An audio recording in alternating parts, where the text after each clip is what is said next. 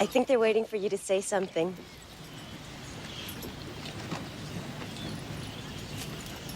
I've got nothing. I'll handle it, bro. Kwanzaa, dudes!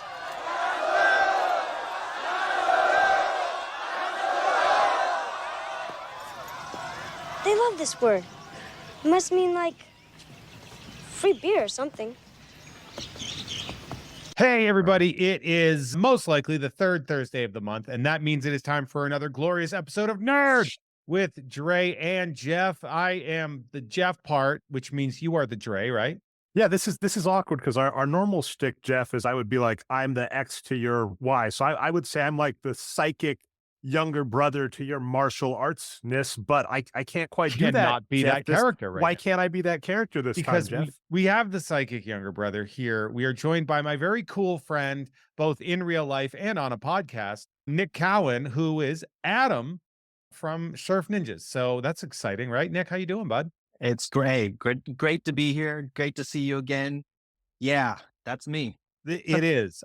So if you guys want more backstory, and this actually we save a lot of trouble, you can go back to the Jeff Has Cool Friends episode with Nick Cowan, where there's a lot of the history behind Surf Ninjas and the process with getting through there, which does save Nick sort of a lot of the questions that he's probably most likely had to answer a million times, because I've already covered some of that. I like that a lot. But if you want to ask them again in a different way, maybe, my yeah, guest. you'll love that. I was watching a thing earlier where, like, at one point in time, Jean-Claude Van Damme had an existential breakdown during an interview where he's just like, I can't keep answering the same questions for 20 years. And he just got he just got up and left. And I watched that and I was like, I get it. I could see that. Well, I've only been answering these questions for maybe like 2 or 3, 4 maybe. Despite the movie being 31 years old, it's only been recently that I've gotten to talk about it. And can I actually ask you about that? Because I've noticed that, right? I think 2 years ago, Jeff got to see you do the 30th anniversary. You did it, I think, Be Kind, Rewind. And I think I did see some like interview clips of you this year at like a big convention. I think you had all the Ernie Reyes, not just the juniors. Oh my gosh, right. we had the Ray Eye. You were lousy with Ray Eye, yeah. It's not every day you get a junior and a senior in the same room. You did have relatively recently. So the episode that we did together was actually March of 2023. And you were actually the 50th episode. Oh. Since then, you have also done screenings at like Vidiots, and I believe the Baba Ron joined you at one point or something. Or? No, he tried. He right? was trying to come down, but that man probably works more than any of us. Yeah, he's got hundreds of credits to his name. Big character, hundreds and hundreds. Yeah, he's been in everything. I love everything. He wanted to join us for the Power Morphicon reunion panel that we did, which was the one where we got the junior and the senior action. But he could not. He was held up in New York, not by gunpoint, but by work. He was supposed to be back, and an extra week of work had kept him. Now this is a dubious. It is an interesting thing actually getting you on the show, and Dre can attest to this. It was interesting because the season that we're wrapping up is a series called Unfortunate Martial Arts Properties, and it's one of those things where, like, because we did things where it's like they can have very big cult followings, but they did not take off the way that they thought they were going to. And so that's us. This is Dre's birthday episode, and he said, I'd really like to do Surf Ninjas. And I was like, I can ask Nick. And Nick, if you recall, the message I sent you was, are you comfortable with us covering this when this is the subject of the season? And then would you like to join it? And you were like, yes and yes. Oh yeah, no, I what do they say? Even bad press is press. Well, it's also not bad press. Like we did a season, like we did the first episode was on Star Wars Masters of Terrascasi, which was a PlayStation Star Wars fighting game that is very bad, that I still love. Then we did WMAC Masters, which is a television show that did not take off, but also like has a fascinating cult following. Surf Ninjas has recently, the 30th anniversary has kicked the cult following up to an insane level. And it's one of those things where it's like, people were like, whatever happened to the Surf Ninja? And then they find out you're like an incredibly talented artist. I met you at an art show. Yeah, that's true. And our mutual friend Chogrin, who was running it, said, yeah, this is my friend Nick. He did this piece and this piece and this piece. Oh, also, just by the way, just putting it out there, was the Game Gear kid in Surf Ninjas. And I was like, you could have fucking led with that, man. Nah. I actually don't tend to tell people.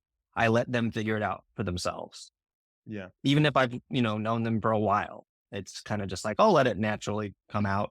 What's the longest it has taken for someone to like know you and then that randomly comes out of nowhere on you? A caveat.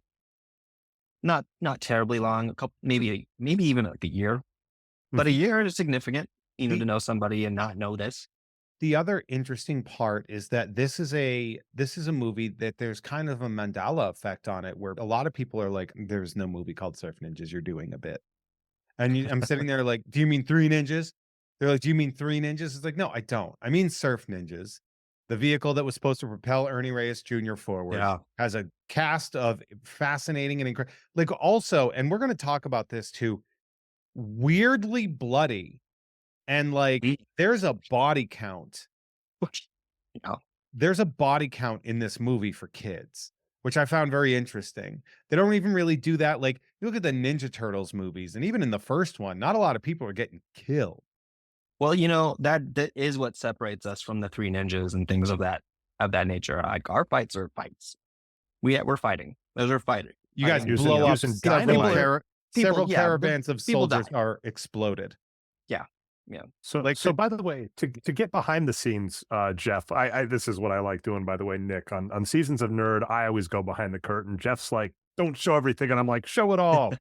But with that being said, season is unfortunate martial arts. And I actually like that the three things we chose have a good through line, which is I legitimately think all three vehicles had very talented people and good properties that are almost tragic in how they didn't succeed. Masters of Terrascasi is the worst. They literally had Capcom build them a fighting game that was awesome and said no and released something horrible 2 years later.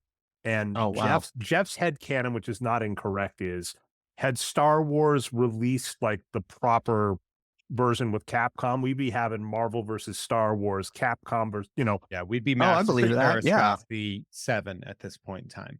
So that happened. Phenomenal. I've always wanted a good Star Wars. And then WMAC Masters, I think our kind of consensus on it is it's paradoxical in that we thought if it had come a couple years earlier, it could have succeeded, but it couldn't have come earlier because it was coming off of like a lot of people from say the Mortal Kombat movie and Power Rangers powered WMAC Masters. So they got the green light because of it. Whereas Surf Ninjas, to me, of all of these, I would say the same. When I was talking to Jeff, I have no complaints with the talent on this movie, which is a weird thing. Like, and that was the fear we were having. We were like, we're going to insult this movie. We're inviting someone that was on the movie. It's like the last thing we want to do is bring you in and be like this horrible child star that stunk up the joint. Listen to the episode of Ewoks: The Battle for Endor. Jeff does not hold back on kid actors. He's mean, but which is fine. But that wasn't the case here. This movie had all of the talent, all of the stuff. The fights are actually, I think, fairly well choreographed. It just didn't quite work. Amazingly choreographed, because I believe wasn't Ernie Reyes Sr. the fight choreographer?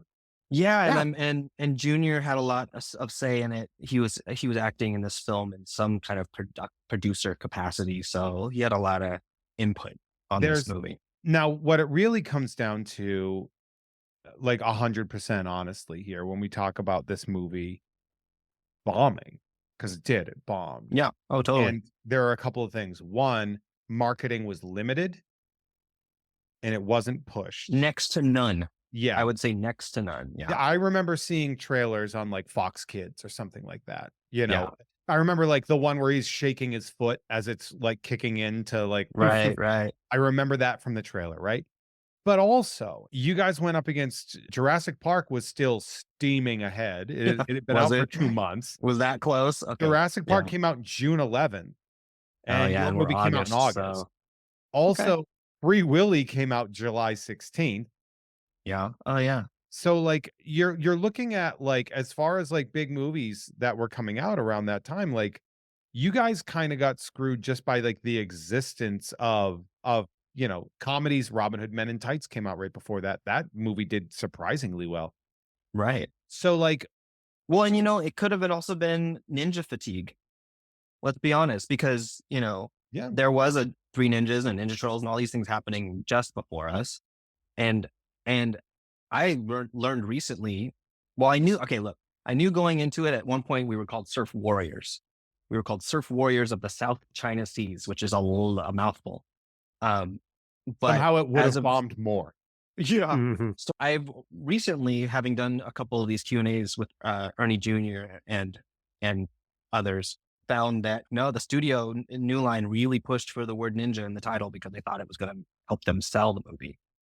So, as much as we were thinking, let's not pigeonhole ourselves into that craze, that's exactly what they wanted to do. I have a question for you. Did they ever tell you the idea that there might be toys? Like, I don't think I heard there's gonna be a toy. toy of you.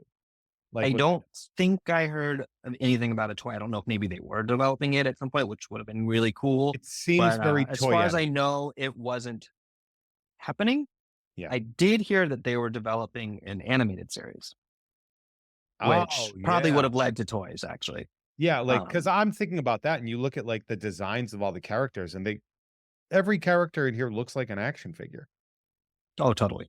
Yeah, they did a really good job of kind of creating what we call a family of characters. NECA, couple things. One, they have Ernie's face already scanned. I know. I want them to then a Surf Ninjas, like a NECA doing a Surf Ninjas like Comic-Con pack with like evil Leslie Nielsen, you and Ernie. And Ernie. Those are the three that I always kind of pitch when as I've tried to get these kinds of things made. Yeah. I think that's the three. And if you were going to do a fourth, would it be Rob Schneider? Senior, man. Gotta go for senior. Senior would be cool. Ooh, Tone Loc could be good though too. Or Kelly Hu. I think Kelly would make sense because you can't ignore the female characters, especially someone who is that's a pretty strong female character, even from the early 90s. Just put a gray tank top on a Lady Deathstrike toy. Yeah, I'm sure there's a scan or like a sculpt of her head at somewhere too. You just kind of mix and match. You're just like, hey, close enough. Yeah, she hasn't aged much. Yeah, even now. Kidding, so, right? Yeah. But their scan probably sucks.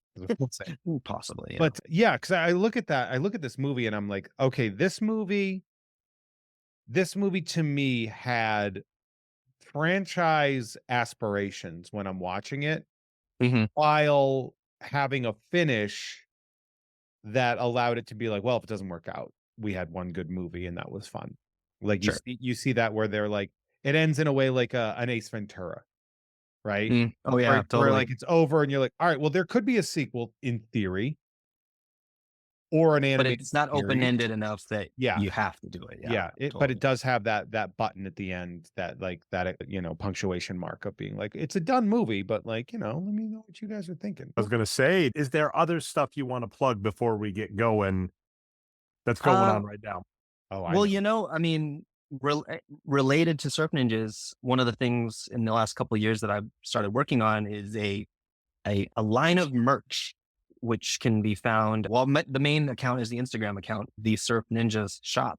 And that was purely out of the fact that we've got fans that I've met and they're amazing and they're the coolest fans ever. And there's no merch for them. There's been never anything official made. Nothing. And so being a designer, I just took it upon myself and said, okay, well, then I'll do it. I'll make it for you. And just so people know, if you go to the Surf Ninjas shop.myshopify.com and you check it out, you can get stuff like stickers such as the Colonel Chi logo sticker, a Surf Ninjas Game Gear sticker, a Moto Surf sticker. You can get a headband, a Patsu-Sani headband, which is awesome. Like, that's so cool that you sell that.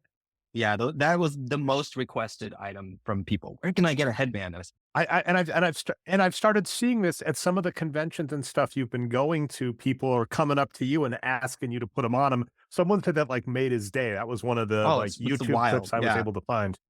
But you also have a design that you made for what was going to be a limited run shirt, and it became so popular and people missed it. They were like, I didn't get the limited run. And you're like, you know what? I'm going to put it on the shop. You can get this Surf Ninja shirt that I am wearing. I do own one. or you can get the same design as a poster. And so the shirt is, there's maybe like 2 left, but I am going to do a second run and try and keep it something in stock. Are you going to switch the colorway?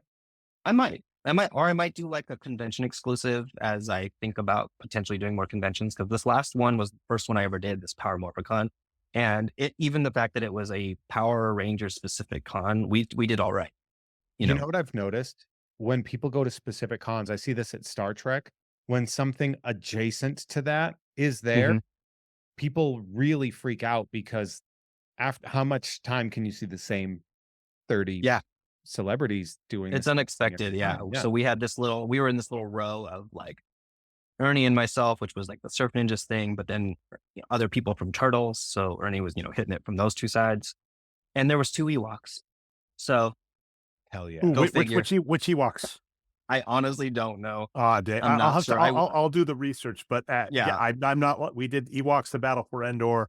I'm a huge Ewok fan. I'll shout out my brother Daniel. I've got my little Wicket W. Warwick action figure with some beads. So yeah. And on top of that, Nick, the label that you have created, Cult of Kook, which you get at that's a newer one. .myshopify.com. And you have up for pre-order a Haunted Mansion shirt. Oh, does it still say pre-order? I got to fix that. I'm not really good at these things. I'm learning. The shirt is made. There's some in stock. I will have to adjust that. But more designs coming soon. Yeah. Yeah. And that's the patterns that you have on that one is really cool. You have a really good thing going there. So Nick, it's funny, like, because there's the big question of like, oh, what happened to this person that was in this thing? And you've become such an incredibly talented artist. Thank you. I love your work. I love the stuff that you do. So like, on top of being a friend, I love that I can be a fan of the work that you're doing now, on top of enjoying the stuff that you've done previously. It's that's the best. I love when friends are also extremely talented. Or have something amazing that I can, like a podcast I can listen to. Or I've literally created my podcast because of how incredible my friends are.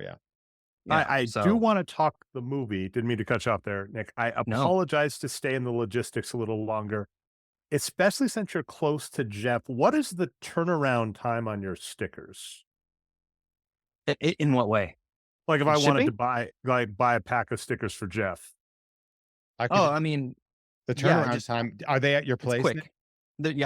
I mail them myself. Yeah. I would just go to Nick's place then. I'm gonna have to. We'll meet up somewhere. We'll just hand some out. Yeah. So we're coming up on Halloween, Jeff's favorite holiday, as we all know. If you've listened to the back catalog, including episode 50 with Nick Cowan, which is, by the way, I would love to keep on this vein, but good news is there's already Jeff asking all this stuff. So go back to episode 50 and there is bonus content. So definitely do that. But I already got Jeff some trick or treat stuff to send out, and this would be fun too. And there are some stickers there. So I am definitely going to hit you up and see, if I can get a bulk order, get some for the patrons at the right levels, right, Jeff? Oh, totally. Keep your ears. If you're someone that gets stuff in the mail from Jeff, keep your eyes. I will do my best. And if I forget, you can yell at us in the comments and help the engagement. So anything else either of you want to say before we tell everybody, who I've assumed everybody has watched, but we tell everybody the plot to this amazing movie, but with the best commenter there. What's up? There is one thing I want to add, which is this is available on Tubi. You can watch this recently. Yes, thank God. That was actually, it was not streaming ever. Yeah. Not on Blu-ray. It took a while. You can also watch it on autographed VHS if you are me. Signed by Nick and Ernie that I got at Be Kind Video in Burbank.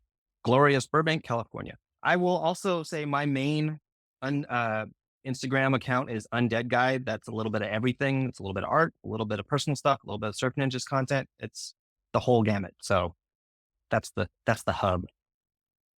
Undead Guy for sure. The Surf Ninjas shop, right? Those are the two. Then Cult of Kook, that is spelled Kook. Yeah, I got a lot of Instagram accounts, guys. Got like 5, 6. Dude, I don't know. Whatever the limit is, I got it. All right. This is a challenge we give Jeff regularly on the show. So Jeff, let's see how well this movie did at breaking your brain, or if it's doable. Jeff, can you give the 10,000 foot view before we jump in? There are two very talented young surfing lazy children that we find out are actually originally the princes of Patusan, which is a Pacific island. They're under attack by the warlord that took over their kingdom, and now their sworn protectors are going to do everything they can to protect them while they grow and learn their powers and destiny. They go home, they take over, they defeat their warlord, they meet some people, and then they also are forced to hang out with Rob Schneider. Nicely done. Yeah, that's pretty much it. Yeah, we did Double Dragon the movie, and I tried to have Jeff do that, and he was just like, "No, I'm not doing it." So doing Double Dragon. Oops. All right. So is it cool with both of you if I just start going beat by beat? Yeah, I really want to hear do it. it. Give us a nice actually, summary. to start with more Q&A, actually, Nick, we start the movie, you and Ernie, I'm assuming in front of a green screen surfing, and then a wide angle. So did you learn any surfing for this movie, or was it all stunt doubles, or just wide angles of you and Ernie? Yeah, I do not surf. I never have, and probably at this point never will. I don't see myself taking it up in my later years. It wasn't green screen though. However, it was filmed in a parking lot in Santa Monica near the beach. The ocean was, about 50 feet away, but we were on dollies being pulled along and water was being shot at us. So, movie magic. Is that how they got the idea for later in this movie, the moto surfing? They're like, well, you've already learned how to moto surf for the special effects. Let's use it for real. As far as I know, that was in the script pretty early on. So, wow. I would also like to add how egregiously not the principal actors the stunt surfers are. When you're looking at it and you're like, no, that's not that guy. Yeah, they did the best they could. Yeah. Of course. Ernie, look, the guy for the double for Ernie, it's passable. I think the one for me is maybe about a foot taller. Yeah, I was like, that person is like 6'1". Yeah. Well, and the only reason I'm very small now, and I was much smaller then. So, and I would say the only reason it's as egregious is when we come to later stunts, and we'll ask about these. It looks like the principal actors did like the actual stunts for a lot of reasons, but basically the setup we get is you're both surfing. There's an ominous guy with one eye that starts doing voiceover, and he'll cut in and out. That's Ernie Reyes Sr. He said, by the time I found him, I knew the others were close behind. You two end up back at home with your adopted dad eating Fruit Loops. I wanted Fruit Loops. And he says, it's too early for Van Halen. You're listening to music. You're eating sugar cereal. You just got surfing. And your adopted dad, Mac, is yelling at you, telling you you've got to shape up. And then we get our first, are you going to be attacked? But it's worse. Worse than ninjas attacking you. Rob Schneider has snuck into the kitchen to make you breakfast and put omelets with beets and tomatoes. And anchovies, I think. Yeah. Oh, yeah, he does say anchovies, right? Well, and then the other funny, Rob Schneider is just such a fascinating character. His name is Iggy. He's kind of I would say Cody on Step by Step, I think is the show. No, I'm going to disagree with you 1,010%, because Cody's whole thing was that he was a cool surfer dude, and this guy is an uncool, not surfer dude. Or like the Urkel, but the idea being this random person that's always at the house. Apparently, he wears Mac, who is the adopted father of, it's Johnny and Adam are their names, and I'll probably interchangeably say Ernie and Nick throughout the show, just so you're aware. But I would like to posit my first theory for my headcanon, and that is that the Rob Schneider character is actually the age of Rob Schneider. He's not playing a teenager. He's playing a 30-year-old man who is still in high school. Yeah, I mean, he was 28 when filming, but he was playing 19. So the rub there is that he has been held back. Yes, and they bring Johnny is 16, he's 19. He says like, "Oh, I want to graduate 11th grade," but there's another part later on where he starts making these very esoteric 1970s references. And if you look at when 1993 was, he makes a bunch of references. Like he references Kane from Kung Fu. And I'm just like, a 30-year-old in 1993 would have watched Kung Fu as a kid. So that actually tracks. But a 19-year-old in 1993 would not have. So what about Kung Fu, The Legend Continues? Which, who actually guest starred on that for 3 episodes, Jeff? Ernie Reyes Jr. You know what? If he had said from Kung Fu the Legend Continues, I would buy into that. But my canon is that Rob Schneider is 30. But don't you remember in the 90s when we all just the new Kung Fu? We didn't say the legend. We just all called it Kung Fu, Jeff. That's what I did. I didn't call it anything. I wasn't watching that show. That used to be a cable show that would be on. I never watched it, but it did show up. But yeah, we've got that going, and then the funny other scene that happens right after is you all moto surf. Okay, go ahead. Time out. Kung Fu the Legend Continues came out in 1993. Oh, yeah. So it's new and it's hot. It's the new hot show that all the kids are watching, Jeff. The whole audience is like, yeah, I love that show. I get it. And this is going to be the whole show, Nick. Like, we're not going to get past this. We're just going to talk Kung Fu for an hour. That's our show. You all moto surf to school, which this universe wants us to believe is a thing. And you and Ernie both have paddles. You all stand up. I'm curious, was that a dolly? That had to have been a dolly as well. Cause like Rob Schneider's like standing up and going around. There's no way they were letting you drive. I mean, that was a car being towed by a picture car. Yeah. But yeah, even then I was about 12 when we were shooting. Even then I was like, how is he driving if he's standing up? Because you have to push on the pedals. Well, teenagers are morons. Yeah. He can coast a little, I guess. Yeah, unless he's put like maybe he put like a brick cruise control down on the what if I put a brick on the gas? Exactly. What I love is how they took the thing they do in Teen Wolf and they're like, but what if we made it uncool? Yeah. Yeah. And then look, we had the paddles. We had the paddles. I know, that's right. Cool. Man, if you know why that is? Why is that? The paddles specific. Well, he says it. He says Hawaii 5-0 opening. Rob Schneider calls that out. That's when we bring the paddles out. Because in the opening sequence to the Hawaii 5-0, there's a shot of some Hawaiians in one of their big canoe situations with oars.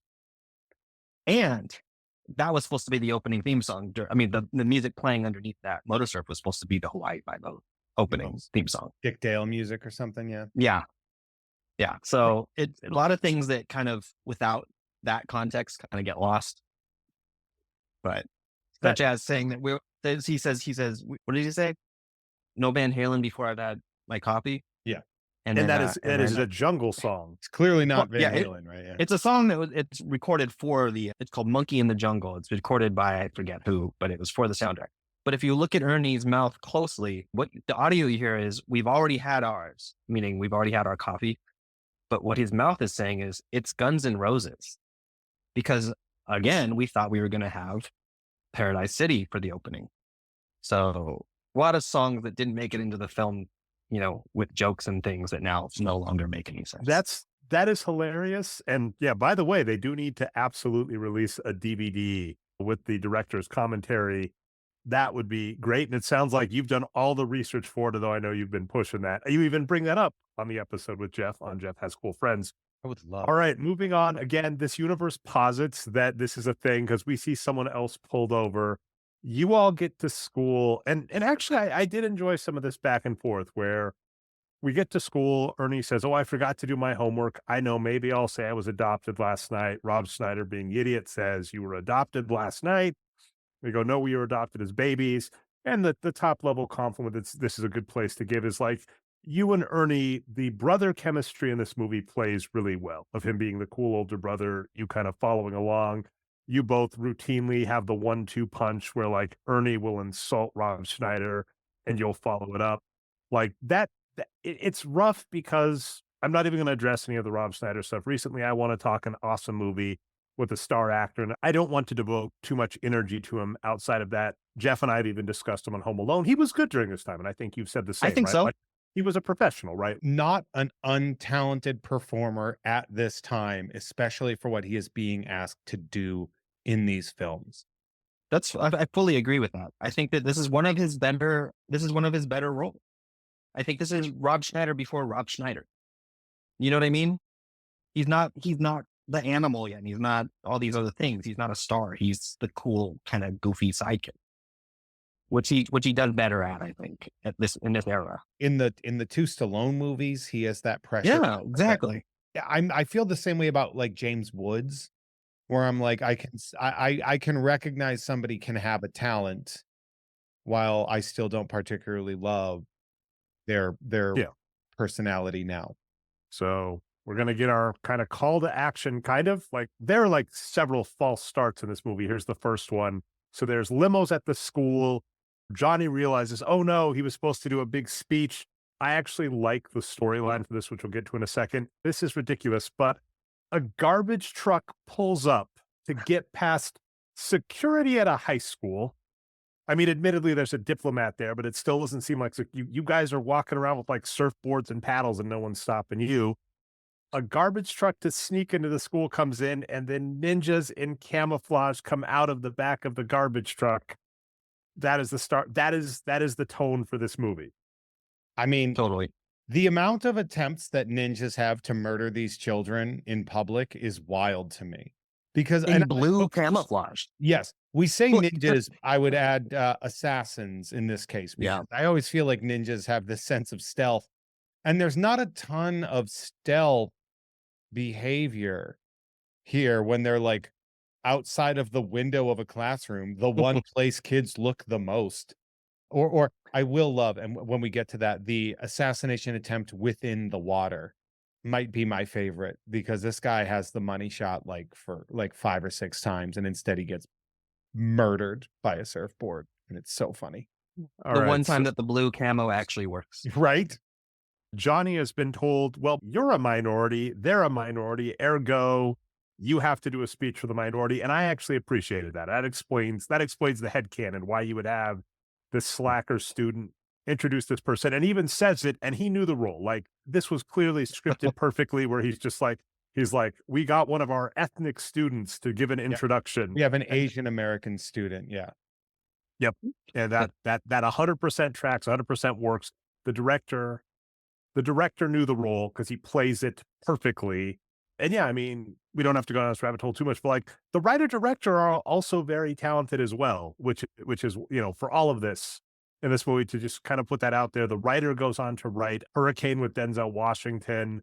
I want to say the director wrote one of my favorite movies, Jeff, the story for Real Genius, a bunch of the police movies. That is my favorite 80s film. And when I found out later in life that the director of Surf Ninjas, of which I am in, wrote Real Genius, I lost my mind. Because did you still have contact, or able to like at least text and say, oh my God, I can't believe you did, that's amazing?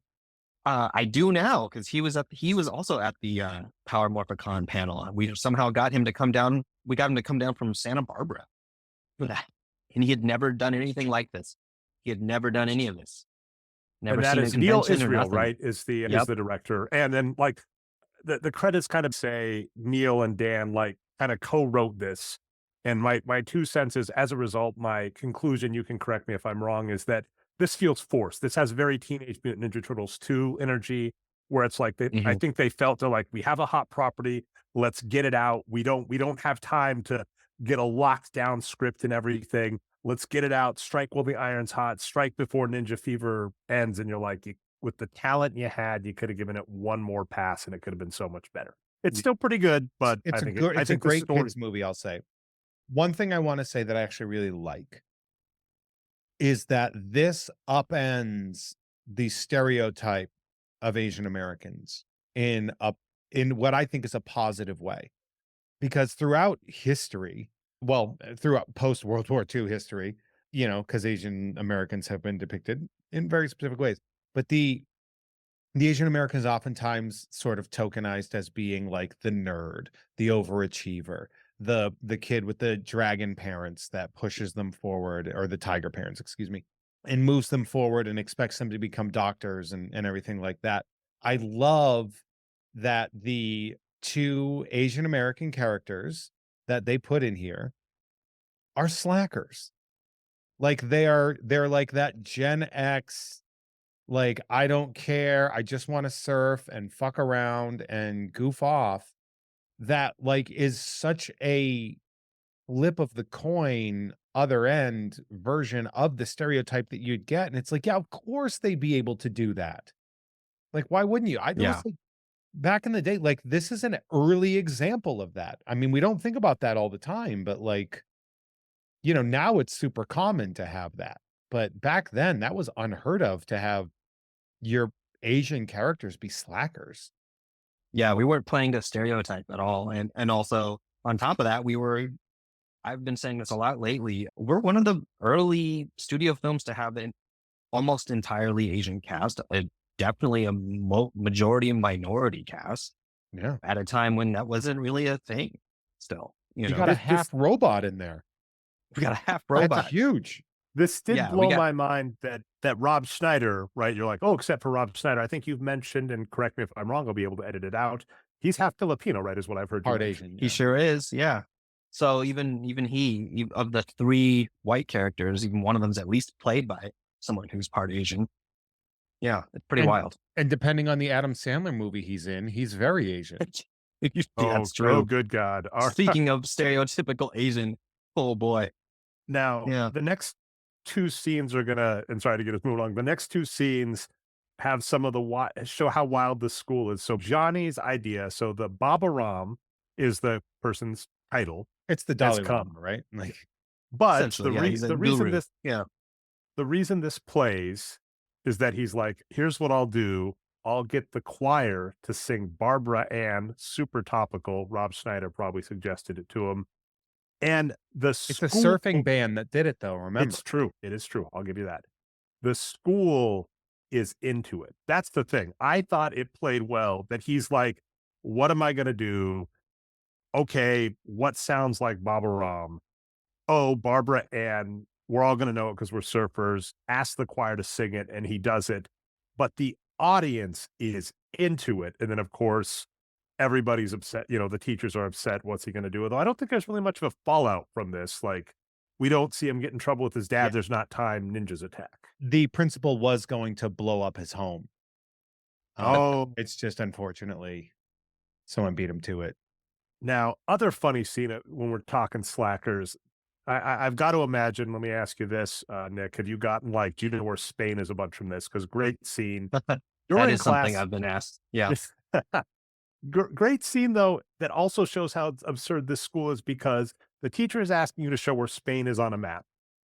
The entire class is laughing hysterically and paying so much attention to the 11, 12-year-old that doesn't know where Spain is, who is BSing his way through beautifully. Some school of thought say it's over here. Well, others say it's over here. Great scene. While that's happening, a ninja spends 3 years in the window where no one sees it because they're all watching you. And then Ernie Reyes Sr. kills one of his first several ninjas that he kills in this movie. You all escape unscathed. And we get another voiceover to find out that it's from 13,000 miles away. We cut to Leslie Nielsen as Colonel Chi. And I don't quite get this. 2 things. One, naming him Colonel Chi is fascinating. It's a fascinating, because it's clearly not his real name, So I think that's very fascinating. 2, I want to say Leslie Nielsen's version of this character is incredible. First off, the design rips. Like the look of Leslie Nielsen is genuinely cool. Destro mixed with Darth Vader is what it kind of looks like. Oh, he has Deathlock face. You ever see Deathlock from Marvel? No, it's a great design. It really is a great design. I am curious about the character, as you were saying. Like, I don't know where it came from. I wonder if at one point it was supposed to be an Asian person, and then somehow they're like, hey, we could get Leslie Nielsen because apparently Israel knew him and had worked with him. Yeah, if you get Leslie Nielsen for your especially in the 90s when he was that's kind of peak Leslie Nielsen's Naked Gun era. What's great, Leslie Nielsen is at his best when he does comedy deadpan. Yeah. And this, he does get a little bit silly in certain things, but he actually does it deadpan pretty well.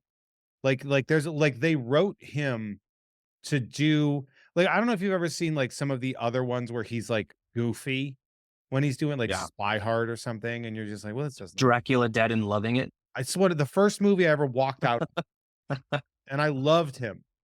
I was so wounded at that movie. Yeah, no, again, I feel like he was not their first choice because it's written in a way that there's humor, but he's also he is a straight villain. and at this point, Leslie Nielsen has not really played a villain, at least that I was aware of. And at this point, he's doing comedy. So you have the sticker of his face that is on the flags everywhere, which is great. But that looks like Michael Caine to me. I hate to say it. If you look at that face, that would have been a different movie for sure. I'll tell you, when I was reading the script originally, I thought he was going to play the Bobber Rom when I heard that he was cast, only because I thought that was a funny character. And so, well, I guess he's the hilarious one. He's not the villain. Couldn't see it in my 11-year-old brain. I was like, I couldn't fathom Leslie Nielsen as the villain. Right. That is weird when you're a child and you don't think of actors as having range. Yeah, totally. Like, you think all actors are typecast. So when you see them in a weird role, you're like, just kind of intense. This is weird. I don't know. It's like seeing Christopher Walken in like a goofy comedy role for the first time, and you're like, this doesn't seem right at all. Yeah. It's like the first time you have a watermelon and feta salad, and you're like, no, these things don't belong together. I'm not a huge fan of mixing fruit and savory or salad. I'm with you on that one. Yeah. What about apple and cheese? Apple and cheese is all right, right? I could do that. I'm not a fan. Well, charcuterie situation. It needs to be a it needs to be like a baked brie with green apples. But like, oh, look at Mr. Fancy over here. But like a sharp cheese and an apple. Ugh. Gross. All right. Gross. Yeah. Well, anyway. All right. So we've got like the start of the joke where he's got a phone with a answering machine he keeps missing. It's going to be a running bit, which is kind of weird. But he's got like a creepy dungeon, a bunch of people that are locked in like kind of these weird circular cages. And he's like, oh, they found the kids, kill them. So, we get introduced to this character. I said, my notes are, I think Destro mixed with Darth Vader with WMAC level props. So the design is cool, Jeff, but like the mask does look kind of fake and plastic. My top level note, what we were all kind of saying is that like, I thought another weird part in this movie was how a lot of characters seem miscast to me. I was like, Leslie Nielsen seems like he would have been fantastic as the dad. And then if you have the scary, like army general, John Carlin, General or Colonel G, John Carlin, I thought would have been good. Like if you were going to, not Colonel Chi, not Samurai, get rid of that. But if you were going to have like a scary, hard-nosed general, colonel, military person that helped take over this nation, I was like, John Carlin, I buy, because later we're going to get into like a scene where he's fighting. I'm like, yeah, I buy that he's going to take down these ninjas. Whereas Leslie Nielsen, I could buy as like a bumbling grandpa that could do slapstick. So that's another one of my. To be like a Henry Warnemont for Punky Brewster kind of a thing. Yes, I could see that. Run, Punky, run! I'll fight the ninjas off, Punky. They're very similar in a weird way. Yeah, I'm realizing that as I was saying that. I'm like, they have a similar tone of voice. They got the white hair. I got to be honest. I think one of the best decisions they made is making Leslie Nielsen the villain, because he's surprisingly terrifying when you see like, I know it's a comedy and we have the safety of that, but like remember like before Airplane, he was he was an intense dramatic actor. And so that really does like, he got to be menacing, and he probably wanted that. Like he was probably like, this is something that was probably fun for him. Yeah. That was probably the choice he made, Yeah. Like I'll do the movie, but I want to be this guy because I'm tired of being a bumbling detective all the time. And then they're like, great. So you're going to bumble. I mean, I love when he has that line where he goes, word is your boys are on their way here to join their daddy-o in hell. Yes. Like he says that with such, like, I get a little scared for the boys when I hear that. Yeah, for sure. He didn't say that with humor. He said it with like, no, I'm going to fucking kill these kids. I'm going to kill these children. Yeah. Yeah. He has no issue with. And by the way, we find out he butchered the entire royal family. Yeah. Like that is a jarring scenario to think about. Like deaths both implied and visible. It's wild that this is a kid's movie and there's this much death in it. You may actually be explaining some, like, because I was watching this, like the weird thing where his like hand shorts out and he gets upset. or the phone. It's like they might have been like, oh no, we thought he was silly, and having him as the villain in this kids movie would be silly. He is too scary. I do want to have my one last thing, What do you which got? is I like that he is cursed to have this body that doesn't work fully properly because it was an emergency life-saving technology. So now he's stuck with it. It's like Tony Stark with the magnet pulling the stuff away from his heart. He was crushed and they had to quickly put him back together, but they only could do it with what was available, I guess. So Oh, we will get to that scene because that is a wild scene as well. All right, we get back. You guys actually go surfing again. Stunt doubles again, apparently. Rob Schneider has it right where there's just a running bit, actually a pretty good one. He's got a surfboard covered in wax. Says, I still have to wax my board some more. He's doing that. Well, he's off doing that. A ninja with the harpoon gun has you both dead to rights. And then Ernie Reyes Jr., aka Johnny, hits him in the head with the surfboard, kills him. We do see that he is dead because the scene ends with the ninja washing up on the shore and then being pulled back out. So that ninja's dead. Next scene is a little interesting. Zach, aka Ernie Reyes Sr., bumps into Iggy just because, I guess, just to remind him he's there. Apparently, Mac, your adopted dad, has a diner. You're all hanging out there after closing time. Zach shows up and it's like, oh, Mac apparently knows who he is. But then we get one of our first school fights. Like when the movie's in fight mode, it's great.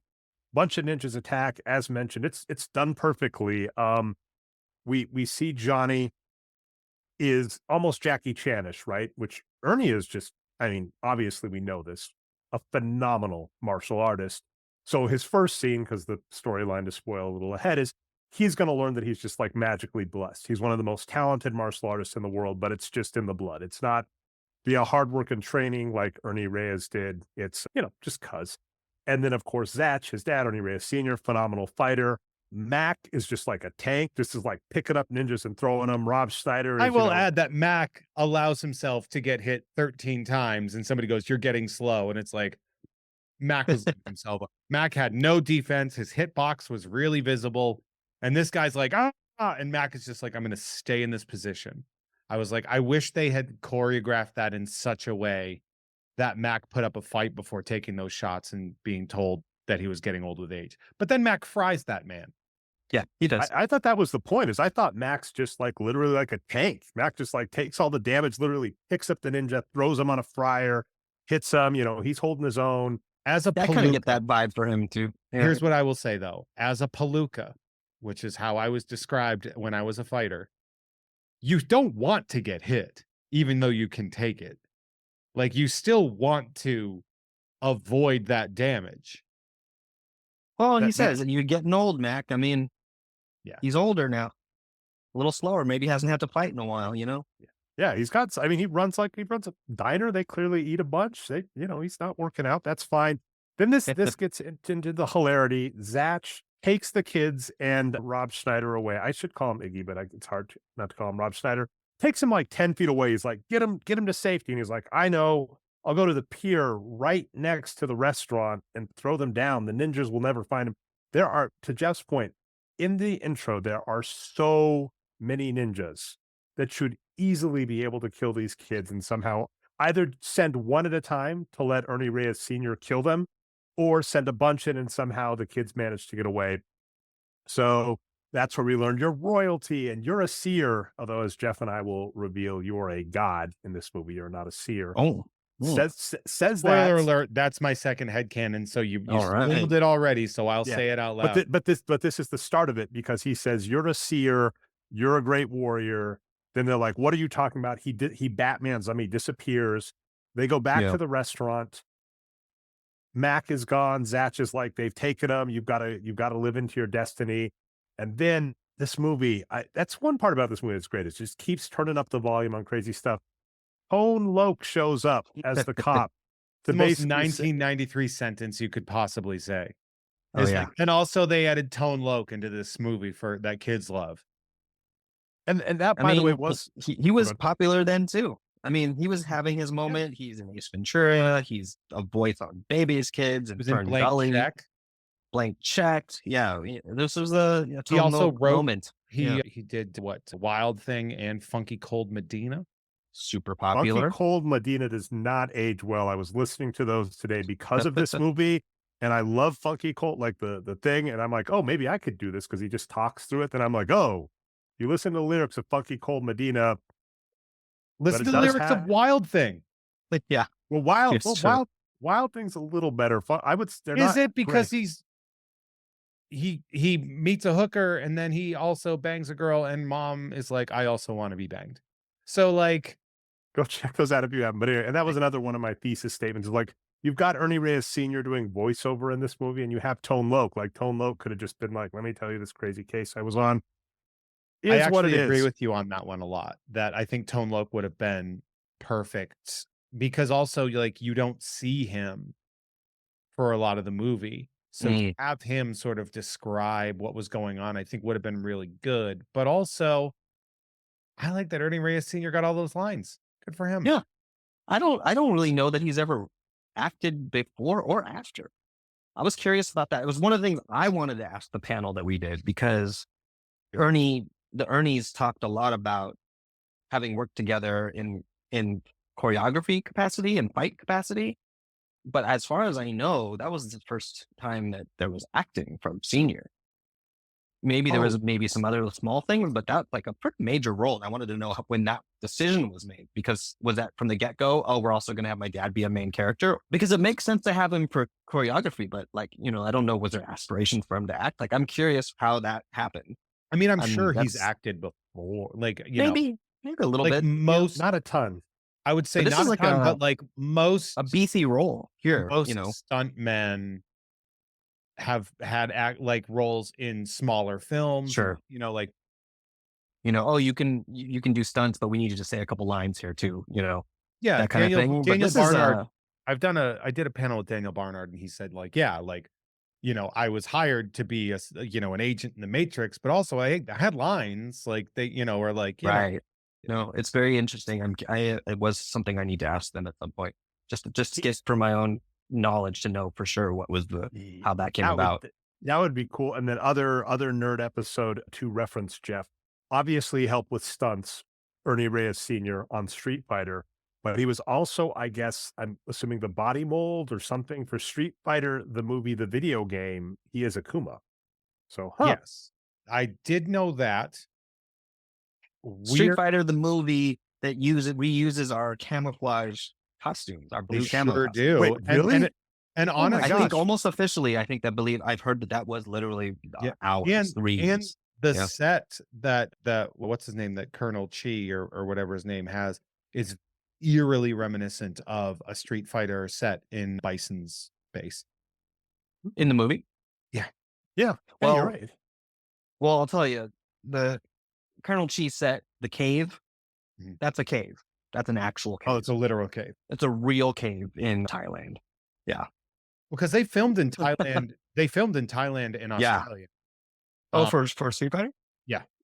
Oh, well, hey, maybe they just were like, they called them up and there's said, a lot hey, of that cave you guys people, had, where can we use that? Well, and I'll have questions about future caves. Now, by the way, this is the scene we were already starting to talk about, Jeff. So Iggy calls the cops. This is where we get Tone Loc. And then I really appreciate this because we get Zach, Ernie Reyes Sr., explaining your backstory. And you and Ernie Reyes Jr. do a great job because this is where we're getting all of it. And you two are literally like, okay, great, let's get out of here. You're pretending to fall asleep during the story. At one point, you're like, oh, there's more. Great. We thought you were done.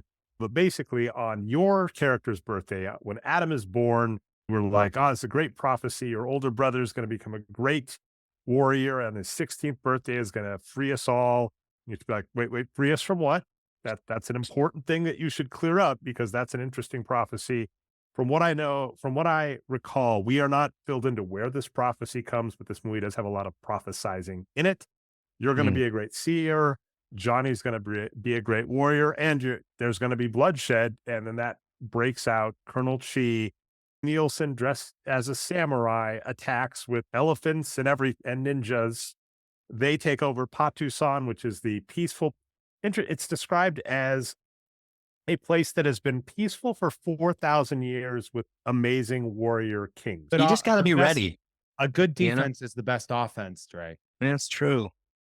The more I think about this, I think maybe it's just that Colonel Chi just like is like fully Asian fetishizing everything. Yeah. He's like, I'm gonna take over a country that's Asian. I'm gonna wear a samurai outfit. He's a weeb. You know what I mean? Yeah. I'm gonna drive a Suzuki Samurai later on. Yeah. There's a scene where he takes his pillow wife and he's like, that's right. Exactly. He's like, I love anime. He's totally talking about like, subs, not dubs. Like that. Got a big collection of Yu-Gi-Oh cards and shit. Yeah. I would just love the idea of him like mail ordering like VHSs of Robotech from like Suncoast Video and shit. Like all this. He's always eating haichu. Yeah. He's like, I got these from. Who doesn't, man? Those are amazing. Who doesn't they are love good. haichu? They really are great. Yeah. Haichu reminds me of Guilty. Bonkers. Remember Bonkers, the American candy? Oh, I never had Bonkers. I remember that they existed, but I never had them. Yeah. The ads were insane, by the way. Were they Bonkers? People would just have giant fruits falling on them. Yes. Okay. Yeah. Oh, totally. That's ringing a bell. That was it. You'd see like old people and they'd be like, have a Bonkers. And then like a giant apple would fall and crush an old lady. And you'd be like, the 90s were all about extreme weirdness. So that was like, the 80s. The most zany 80s into 90s was just like, how wild can we be? Dude, boy, do I have a show that I've been working on for several years to get off the ground about specifically that. And Jeff, we're gonna have to talk more about that. But by the way, let me get myself. By the way, that plot line, the plot line of turning the villain into a weeb was actually done in Double Dragon, the movie, because same idea. They had intended for the villain to be Asian. Then they get Robert Patrick of T2 fame. And they're like, well, you can't say no to Robert Patrick. And they're like, well, here's what we're going to do. We're going to turn him into a weeb. So, that tracks. It's actually, the 90s knew what was up. Weebs were the villain. You tried to warn us and we didn't listen. All right. So Ernie Reyes Sr. is your protector, trying to defend you. Leslie Nielsen cuts his eye with a samurai sword. He's got to get the kids to safety. Mac is just hanging out on a boat in like a t-shirt. And I love this so much. He's like, Mac was a friend of the royal family. And he's just hanging out in a rowboat. They turn it into a motorboat, but it is clearly a rowboat. And he's just like, here are these kids, go. And again, these ninjas are terrible because it's like, you should be able to catch that boat, but whatever. Ernie Reyes Sr. beats the crap out of Colonel Chi, Leslie Nielsen, obviously. But apparently that's not enough. He even gets his head crushed by an elephant. So, the violence of this scene is wild. Is heretofore untold in a child's movie. Because like, first off, the entire royal family is beheaded. Like they are all killed, right? I say beheaded, but it's just for dramatic. It could be. We can assume that that's what. Zatch's eye is sliced out. Oh, that swing of like a samurai sword hitting someone in the face. Yeah, and he's got see him walk around like he has the open wound right there. Yeah, and then Leslie Nielsen is literally stepped on, and half of his body is crushed by an elephant, and then Zatch hands the kids over to a man who looks like he is filled with condoms full of heroin. Like Mac looks like a cigarette became a person. Yeah. Like Dre, you put a photo of him in here. Yeah. Right? This is one of those cases where I had to pause the movie, take a screenshot, send it to the group chat. And I'm like, I think I'll be able to finish taking notes on this movie, but this is going to take me a minute. So I did that. And by the way, speaking of breaks, Jeff, this seems like a good spot for it because guess what? We have producers over at the Nerd Show. So if you go over to patreon.com/Jeff May, you can produce this show. You can get stuff sent to you in the mail if you are fast enough. I'm sending some Halloween goodies to Jeff that fit easily in envelopes. I'm not sending you big things anymore, Jeff. Small things, stickers, cards, things to send in the mail, those are coming. So if you go over to patreon.com/Jeff May at the right tier, you can get stuff sent to you in the mail. You can produce this show. You could literally, for the top tier, you could produce your bonus own episodes of episode 50, Nick Cowan with bonus content. Yeah, you can't listen to that without the bonus content. Like, what are you even doing? Like, but I mean, if you don't have a choice, listen to it anyway. But really, it's kind of like vinyl. It's the best quality. Yeah, so we'd like to give a quick shout out to our man up in NorCal, Burrito. We'd like to shout out the enchanted, wandering, unpierced left nipple cider served at room temperature. Shout out to the amazing Norm from Cheers. And finally, a shout out to Bimmy and Jimmy out fighting crime. You brought back to it, Dre. You erased. Yeah, it just went back to that. I briefly changed Bimmy and Jimmy out fighting crime for last episode. Doesn't apply to this episode. And there are not two good henchmen in this episode to replace that with. That is referencing back, as I keep doing in this show, to our Double Dragon episode. Speaking of referencing old episodes, shout out to drinkwithmikeslater.com every time Dre plugs the back catalog. So you are dead if you have been doing that. Apologies. I'm going to start calling Yoda Old Grogu just to see what happens. Ricky Cilantro, my brother Dan's Ninja Turtle Ooze just got married. Congratulations, Daniel. Oh, Dan, congratulations, man. Porcelain Jesus. That is why I got to see you, Jeff. I was out in California to see him get married. And I got to see you on the way. All right. So Zach, by the way, is... You forgot about our final fantastic sponsor, Porcelain Jesus. Oh, I didn't. I thought you got so excited about the wedding that you forgot about the wedding gift. A porcelain Christ. You know, a toilet, those are a couple $100. Like, if you had to replace a toilet in the house, that is a good gift. That is the location where I talk to Jesus the most. Yeah. I'm like, God, Jesus, just let me get through this. All right. So again, patreon.com/Jeff May, if you want to be included in that. And Jeff will not let me forget you as long as you make sure to DM him your producer name. So I really love here as Zach is definitely going on kind of a culty thing where he's like, you need to come back. You need to come back. You both are like, no, why would we? Like, we want to get our dad back, whatever. Johnny makes both Native American and Hispanic things. So, I mean, I guess this is progressive in the sense that you have minorities making fun of other minorities, confusing the minorities, because he both calls him Tonto and then is like, amigo comprende. I was just like, yeah, that is the life of a brown person in the United States, just everything. Los Angeles, I guess we say a lot of Spanish sometimes. I guess lingo. Nick, what are you, some kind of Mexican? Is that right? Basically, I mean, same thing. All right. This is, by the way, I kind of had mentioned Tone Loc, but this is actually like the official entrance where he comes in and he's like, I think your dad owed people money and has left you. Perfect. Your dad's probably tied up in the mob. It's like, what? That's your first way you go, Tone Loc? Your dad probably abandoned you. Like you said, I mean, he looked like a cigarette. So. Yeah, Mac does look like somebody. He was using his detective deduction of like, this guy was into some shit. It also, he's like, yeah, these are the children from the wife he picked up after the war. Yeah, basically. Yeah. In terms of behind the scenes stuff, do you know, I think it was like two producers of the movie or higher up is like, you have like two kind of stoner guys show up. We want shakes from the place. And they're like, it's good because the cops are here. They were actually writers who were hired for Punch Up. So they were adding jokes into the film. Perfect. The cool thing is, though, one of them went on to create Arrested Development. So there's that. I'm sorry? Yeah. Yep. God damn. I forget which one. Mitch Hurwitz. That's so crazy. Yeah. Yeah, so there you go. This movie, this podcast is a bunch of I need a moment. Sorry to add. The density of like the background of this movie is so incredible. Oh, yeah. Now, my one top level comment about your character, Nick, is like, you are the only actor who's the appropriate age. You're, I think, 11 or 12 in the movie. At one point, you do that, which is great.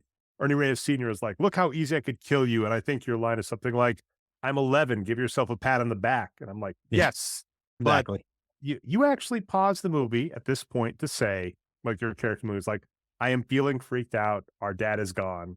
And then, of course, the movie's like, nah, don't worry about it. So it's like, yeah, you briefly are like, hey, let's try and pretend to act normal here. Movie's having none of it because Ernie Reyes is just like, it's fine. Rob Schneider is like, what if I was royalty? I forgot to bring up this gimmick, but he says what if at one point and is convinced because of the weird stuff. He's like, oh, the prophecies are about me, right?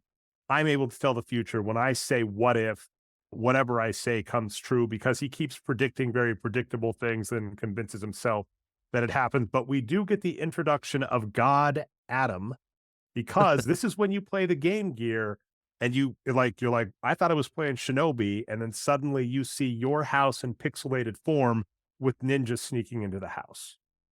Yes. By the way, question to you: did you get any like Sega merchant, or like I read the backstory was right? Sega made their own there is a Surf Ninjas game that was released in conjunction. There is, but there was a specific game for the movie. Did you get to like keep that or anything? No, I that was all a post-production situation. I'm literally playing Shinobi for a lot of it, but yeah, I got to keep a Game Gear. I have it on my shelf right here. You still have that? It doesn't work. It's not screen used, unfortunately, but it was part of the production. They had 10 of them. And the props people were like, here's one for you to have because you're a kid in Thailand by yourself. I mean, not by yourself, but there's no other kid. It doesn't here's something work. to do. No, it lights up, but I need to get it looked at. It's in the garage for many years. I got a guy. Yeah. But the insert shots of all the kind of like future telling, prophesizing stuff was those were actual cartridges that Sega made, so that they shot it right off the Game Gear. Yeah, because it had the backlight and the screen, and that's rad as hell. But you're saying they did it in post; they didn't actually do it while you were doing it. But that's still cool. They just made like what I'm guessing is they made an 8-bit animated scene that is activated on the cartridge. Yeah, pretty much. And I think that, and they would just, they probably did a day where they just, because it's just such an insert shot, you know what I mean? You never really see hands or anything. It's just a close up of the screen doing what it needs to do. Yeah. It's so wild that when you look at like when you learned about the process of movie making, right? Like you were in this big Hollywood movie and like this was gonna be deal and stuff. And to see it from that direction where you're like, I'm playing and they're like, just play Shinobi. I'm like, yeah, play Shinobi. And you're like, wait, are we not? It's acting, man. You gotta go. Look at that. And there's nothing on that screen. This was your first real acting role as well, right? Little things, commercials and some TV show episodes here and there, but this is a major role. Yeah. Pretty much. Rad as hell, man. All right. We see your future powers and that you warn Zatch. And again, another weird thing, double dragon connections won't go away, Jeff. A ninja jumps off the roof to try and land on them.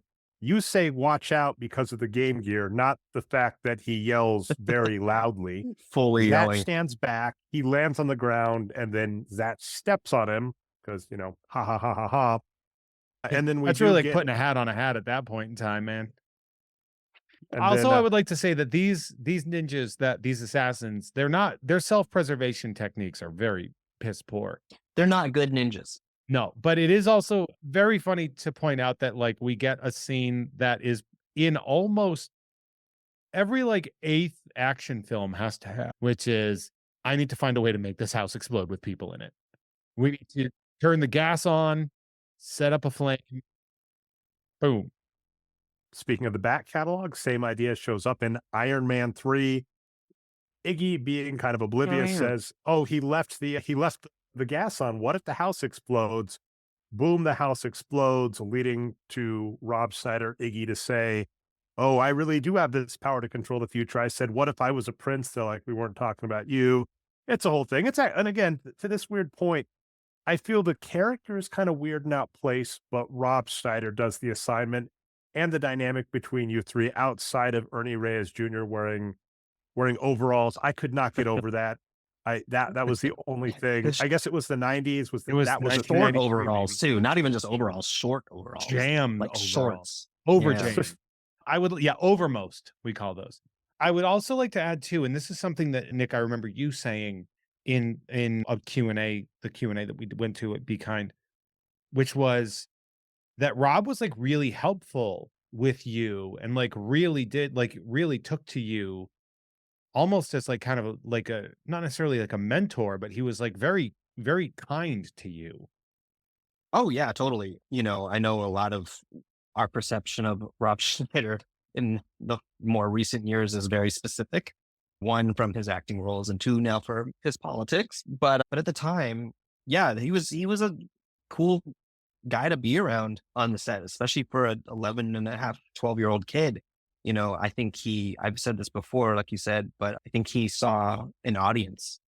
You know what I mean? Like, who doesn't want to try and make a kid laugh all the time when you're a comedian? Because it's like everybody else had things to do. We, as much as Ernie Jr. and I got along, and we're brothers of in a sort. We'll always forever be brothers in that way. He had a lot of hats. He was very busy on that production, so when there was downtime, he was doing other things. When we weren't shooting, he was choreographing or making decisions on this, that, and the other. So the rest of us kind of forged those relationships on set, like Rob wanting to, make me laugh. Yeah. So he was really cool. My 2 cents was he would have been very interesting as, I'm forgetting the name of the toucan in Lion King that's later played by John Oliver. Zazu. Yeah. But like that kind of like attaché to a royalty. I thought he would have been good as that kind of character in this movie, and there were potentially spots for that. But again, I'm like trying to rewrite everything. And I think this movie, from the looks of it, it had all the writing talent. It had people a bunch of, I think it was just, rushed out, which I think was correct because there was ninja fatigue. That was our comment on WMAC Masters. Yeah. Only 4 years later, that is when stuff starts dying down. So it's right. They should have promoted it though, because they were in the middle of the thick of it, but is what it is. They were definitely trying to strike while the iron is hot, because Ernie has said that the next day after T2 premiered and it was doing gangbusters, the New Line Cinema called him right away and said, let's make more movies. And so they're pretty much like, let's go, because, you're in this movie that's doing really well for us. You're pretty much a standout character. We like you. We like what you have to offer. Let's do family, action movies. And so they went really quickly into that production, I think. Now we get this interesting point, and again, I think you have explained why this happened. It helps out as we get back to Leslie Nielsen getting his suit fixed. And he's upset and he threatens the guy. We see that the suit's a little, as Jeff said earlier, it's not perfect. It's not, it is very Darth Vader-y, where it's like he's using it for preservation. We see it's kind of hackneyed. He gets upset. Then he gets another call on the phone with the answering machine where he has to run, keeping that up. Then kill them all to the kids, you too. Then, there's call waiting, kill them all. It is explained, actually. That does make sense to me to say, actually, he's terrifying. I think about it. If you take out those comedic beats in the middle, you take out the silly scenes that we'll get to at the end, he actually does do a very terrifying performance. So it does actually make sense that this cordless phone bit we're doing is silly, but if we don't do that, you are scary and terrifying, and we probably need to hold back a little bit. You all go to hide in the logical place, Little Patu-san. Because, where would the ninjas be looking for Patu-san royalty? Not a hard get, if I'm being 100% honest here.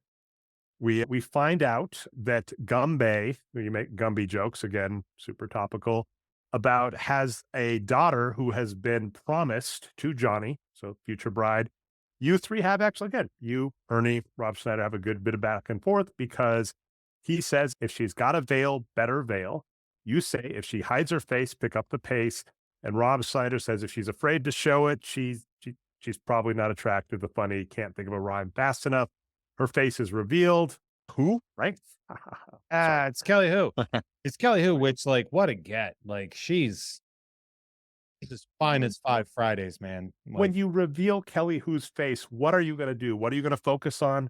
Of course, Ernie Reyes Jr.'s mouth saying, wow. Yeah.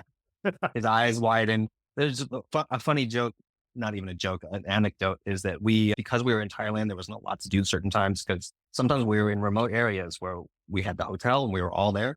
So all the crew got to watch dailies a lot if we wanted to. And there was that shot where, close up on his eyes, and you can hear the director saying, wider, wider. And he goes, I can't, I'm Asian. I'm just going to point out of the 3 people on the show, 2 of us did not say that. Just want to I said it in the DMs. I don't know if you guys read. Jeff.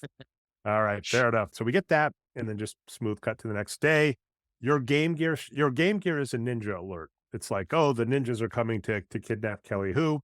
I think, what is her name? It's Rome, right? Rome. Yeah.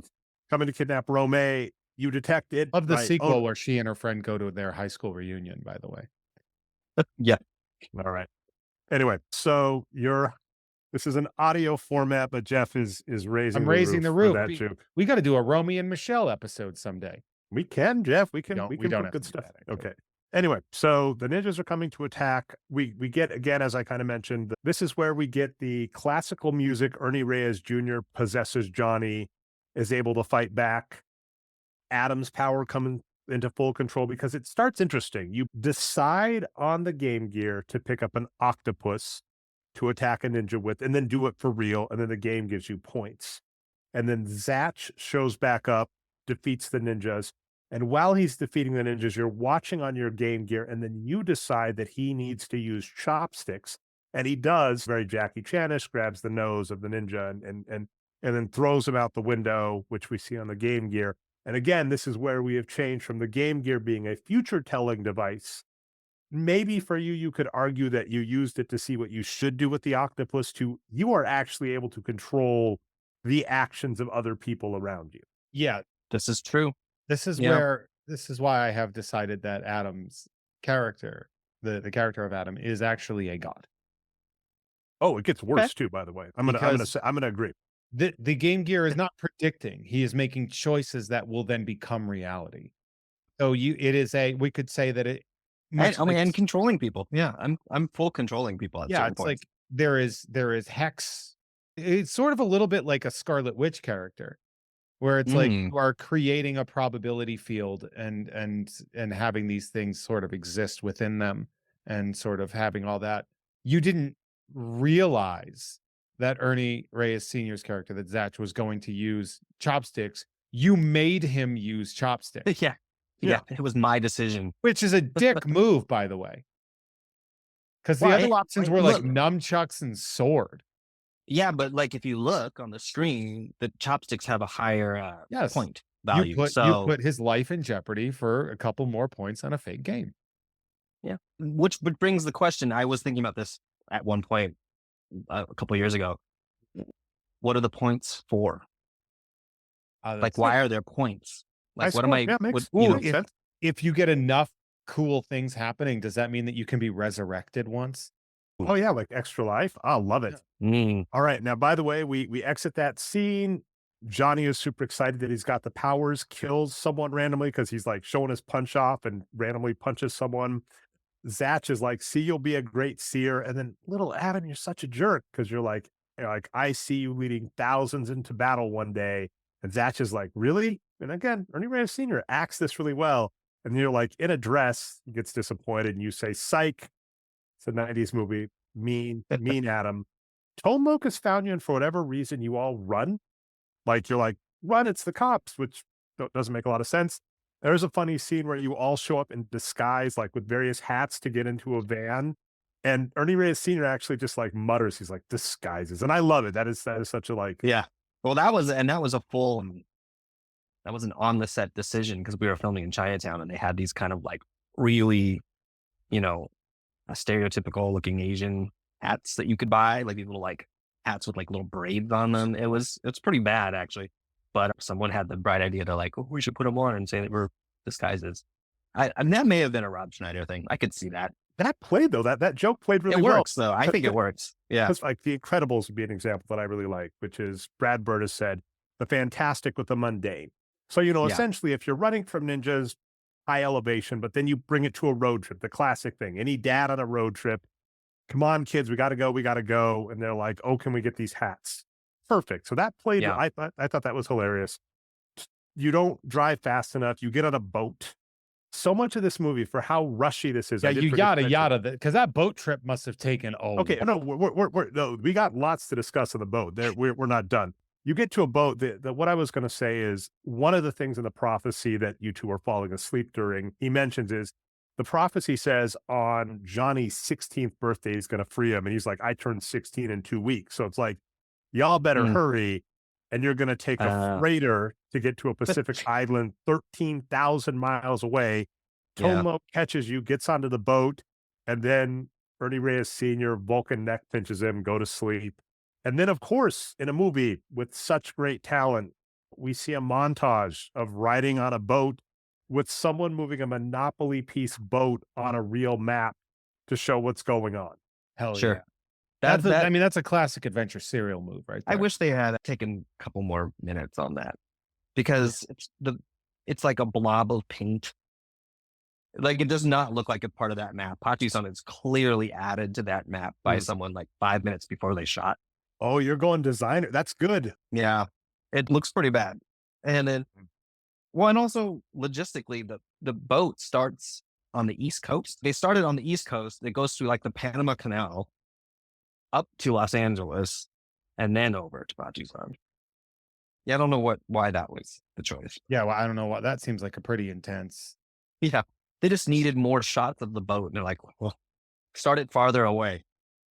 Yeah, this movie, it came in right at that 90 mark, and I could buy that there is some filler for sure. Tone Loc does get out, and then we have a funny, weird joke where he's just like, he got out because he swallows the keys to his handcuffs. And they said, how did you know to do that? And he says he does it every Tuesday. I don't want the implications of that. He also says he hasn't had a vacation in 17 months, which nobody believes, but sure. Yeah. Zatch being Zatch, this is wild. You get off the boat, you have like a whatever lifeboat, speedboat, like the rubbery one. You get onto shore, and he sinks it. He keeps doing this with you guys. He's just like, we are going to do this, and if we don't, burn all the bridges, burn the houses. He keeps destroying everything. Yeah, you're not going back. He scorches the earth, and then they're like, "Then what?" He's like, "Oh, we're gonna die here if we don't pull it off." Which I absolutely love. He's like, "I don't know, man. If we don't do this, we're just gonna die." This next scene is amazing. So many parts. So it's like, before we go rescue, before we go take back, we got to get your inheritance. And they're like, "Is it money?" And he's like, "It's something money can't buy. It's your knives." The royal knives of Patusan or something like that. But then Rob Schneider does the good line. He's like, "Oh yeah, knives, can't buy those with money." He's like, "Went to the store, asked for," and it's pretty funny. Great bit. It's a great bit. It works really well. And then actually Tone Loc gets the button on it, because at some point they're like, "Can't you shut him up?" And he's like, "Couldn't buy a knife." Or he said, "I'd cut him, but I don't have a knife." So exactly. All right. You get near the cave, but it's hidden. How are you going to find the cave? Game Gear has hot and cold on it, but that's not the wild part. A monkey steals the Game Gear. Oh, yeah. And you chase the monkey. So you can also talk to animals, because you say to the monkey, "You know where it is, don't you?" The monkey, you get your Game Gear back from the monkey. The monkey points out that there's a hidden lever on a statue nearby.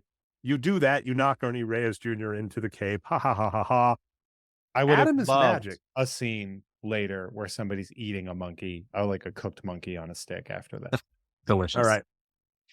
We do get what we want here, which is they get to the hidden cache of weapons, and Ernie Reyes Sr., Zatch, just starts attacking John. This is such an unnecessary scene, by the way, because I know why they do it, because it's just cool and stunts are awesome and stuff. But at the same time, when you watch it, you're just sitting there just being like, I don't know. I feel like he proved that he could get away like kind of handily already. You don't need to keep doing this. Like, he's doing great. Well, I think this is unlocking the actual powers with the weapons. Yes, but he's doing that for like an extended period of it's time. a while. Yeah. Where I was just like, hey man, like, relax. He did it. He's avoiding you. He's doing great. I think he even says that. He's like, if you swing that thing at me one more time, I'm gonna kick your butt. He's like, I'm gonna beat Can you just stop ass, bro? right now? Yeah. Like, why are we doing this? He does make a Zorro reference, so full points for that. And again, that was like another rewrite I would have, is I would have stolen Lion King. You have a Scar situation. Ernie Reyes Sr., well, spoilers about him later, should have been the antagonist to Ernie Reyes Jr., and them fighting would have been awesome. And we do get at least one fight. So I mean, like, I can't be mad. That's the thing, is I agree with Jeff. It was a confusing scene, but I'm like, they're in a movie together. They got to fight each other, and they do. Yeah. And it's awesome. They're such great fighters. There's a pretty funny fight. They're so damn talented. It's ridiculous. Now what we need. Oh, and then Rome, this is where she starts falling in love with Johnny. She's like, wow, he knows how to fight. And you point out, he does, to finally fend himself off, he grabs the sword. Same idea. Classical music starts playing when he grabs the sword. You know, a light turns on and shines in his face and then turns off. No fade off. It just turns off. I love the designer eye for the movie that you're noticing, like the map thing. I'm going to have to go back and look at that scene. That is amazing. Now, again, if you're going to have a montage, you got to have a montage of walking through the jungle. Yep, that's what we get next. Then Iggy says, what if someone were to fall, which does happen? And then you get to, I'm curious how this stunt was done, because at least part of it, you surf on Tone Loc down the side of a mountain, and at the very least, you're at the very bottom when that happens. Yeah. That's one of my claims to fame, I would say. I don't think anybody in this universe can say that they have ridden Tone Loc down a mountain. It's a He combination does of do things. the wild thing. Well, yeah. Yeah. You got to have some funky cold Medina before that. The combination of things. We use the dolly again. So there's a shot where I'm just on a rolling thing with a camera with a low vantage point, pulling past people with like branches. And then, but there's definitely a shot that you can see where I am sitting on, actor, rapper extraordinaire Tone Loc's back, and we are being pulled down the side of a mountain. He was on like a little bit of like it was like a chunk of boogie board that he's laying on that has like, some cable in the front, and they just yanked us down. It's like the most low budget thing ever, but it's really cool. Just you get that shot and you're like, how else how are you doing this? Did he have like, oh, hell no kind of a thing? Or was he like, let's do it? He seemed pretty game for it. I mean, I don't know if he said anything off camera, or like took someone aside and said like, do I have to do this? But yeah, I think he was pretty down to do pretty much anything, it seemed like. And that part was, shot. The part where we were actually doing all that was here in LA. So it wasn't like, then you have to go back to your hotel room where you're eating random Thai food at night and you're just like, can I just go home? Because I just did this crazy stunt, creature comforts were available. So I think that it was a pretty much an easier thing to do, mentally, knowing that, okay, I get to go home at the end of the night and like think about my life. I do think that's hilarious that in a movie with surfing, they're like, we're not gonna teach the kid in LA just to surf for a little bit for the movie. No, we're not gonna do that. But they're like, insurance might not have let them. Well, 100% hey, there was a shot that we tried to get of the two of us coasting in on a wave, and they took me out into the water pretty far. I was on the shoulders of the assistant director, who himself was a surfer and California guy, and I just could not do that. Nope, not a fan of the ocean. It was like I was a little guy, and that was very terrifying. So we didn't get that shot. The ocean is terrifying, but no, that's cool to me because as you said, lots of people have surfed. Not a lot of people have surfed down a mountain on Tone Loc. Now we get this. The scene goes up even more. So okay, you two are about to get captured because you fell down the mountain. That the ninja soldiers, the GI Joe ninja soldiers, whatever, and the camo have their guns on you. You're getting loaded into a truck. Johnny's like, we got to rescue him. Zach says it's too dangerous. Romeo says it's too dangerous because she's worried about him. But he's like, no, I'm going to do it. So she gives him a kiss. They jump down together. Zach throws Iggy down the mountain. They jump after. And then we get the batshit scene where Johnny's going to go beat up the ninjas. And Romeo is like, no, I got this. She goes up, says something to them in Patusan, whatever, in that language. I don't know. Do you know what the real language underneath was? Or I honestly think that was just made up. Yeah, completely. There's a couple moments like where there's a little bit of Tagalog is in there, like a little bit, but that's just because like, Ernie Sr. had to do some just like ADR, just threw some words in there. Like there's a scene where he says like, kamusta ka, mabuti, which I think are Tagalog words, but then he says Pang Na, which is a city that we stayed in. So, it's a little bit of everything. Perfect. Love. But yeah, she goes up to the guards, looks at them coquettishly, to use like a phrase you would use, Jeff, says something.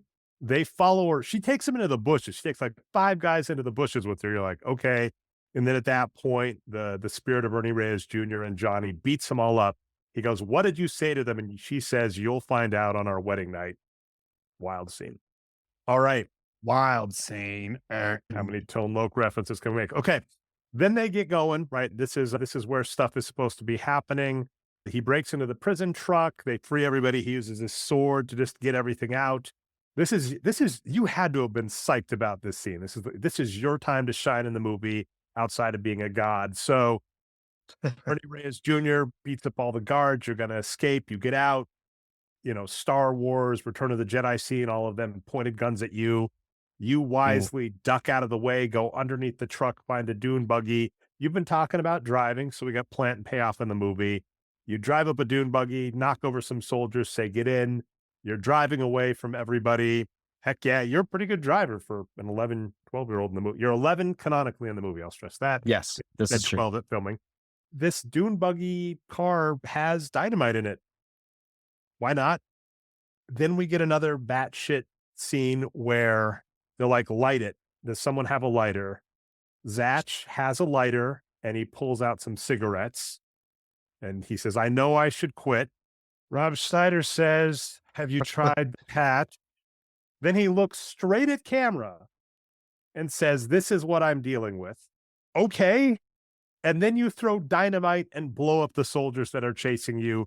Admittedly, this was like my nerdy thing, noticing the fuse does not line up. They land on the thing. You're like, that fuse is not going to explode in time, but then they just blow up. Why not?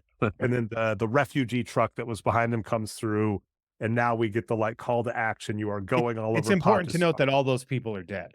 Like that's such a big deal to just, I don't want to gloss over it too much because there's a reminder that an entire caravan of people are dead. Oh, just the soldiers. It was the two trucks with the soldiers.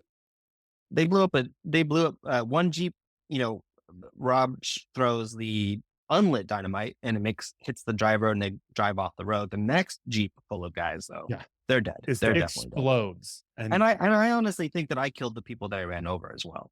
I love the idea too, because when the refugee truck drives over it, it's like they're driving over like the hood and it's just smoking remains. But like it would have been so funny if the prop master just put like a little chunk of leg in the background, just a little bit where like a boot, like one where like the MPAA wouldn't notice it when they're watching it. They're like, oh yeah, this is fine. You didn't show any. But in the reality, there's just like a boot with a little piece of bone sticking out of the end. There probably was a version. I think we were pushing because now that I think about it, to rewind a little bit, there's the scene where Leslie Nielsen's upset about his phone call. He gets angry. He throws his his cordless phone. But I know on set we had a version of the cordless phone that was like an appliance stuck into a guy's head. So it was embedded in a man's head. Yeah. In that scene, some of the prisoners are laughing. And was that the reason? It was like, why are they just laughing that he threw it? But if it was in someone's head, that would kind of make sense. I think, that was the way it was shot. I think maybe the effect didn't look that good and they were just like, and they instead it's a sound effect of it throwing in the water or something. In addition to collecting all of the people of Patusan with flags and stuff to go fight, this is where you get the official headbands. And let me ask you, because it comes up, because your character even says, what does Kwansu mean? Because that's what everybody says, or do we ever learn? Well, joke, right. That is, canonically for my character, it's free beer. But it actually means big ass titties. What? Yeah, no, there was a version. I think I may have mentioned on the other podcast that there was a version where I say that line, must mean like free peep show or something. But that was just because Rob Schneider was feeding me lines off camera because that was a moment, and kudos to him because that was one of, it's a memorable line for me, the free beer line. But that was Rob going, hey, you know what? I think Nick needs a line here. And just like the director going, okay, what do you got? And then just camera roll. And he just stood there and said, okay, now say this. Okay, now say this. And they picked the one that was funniest.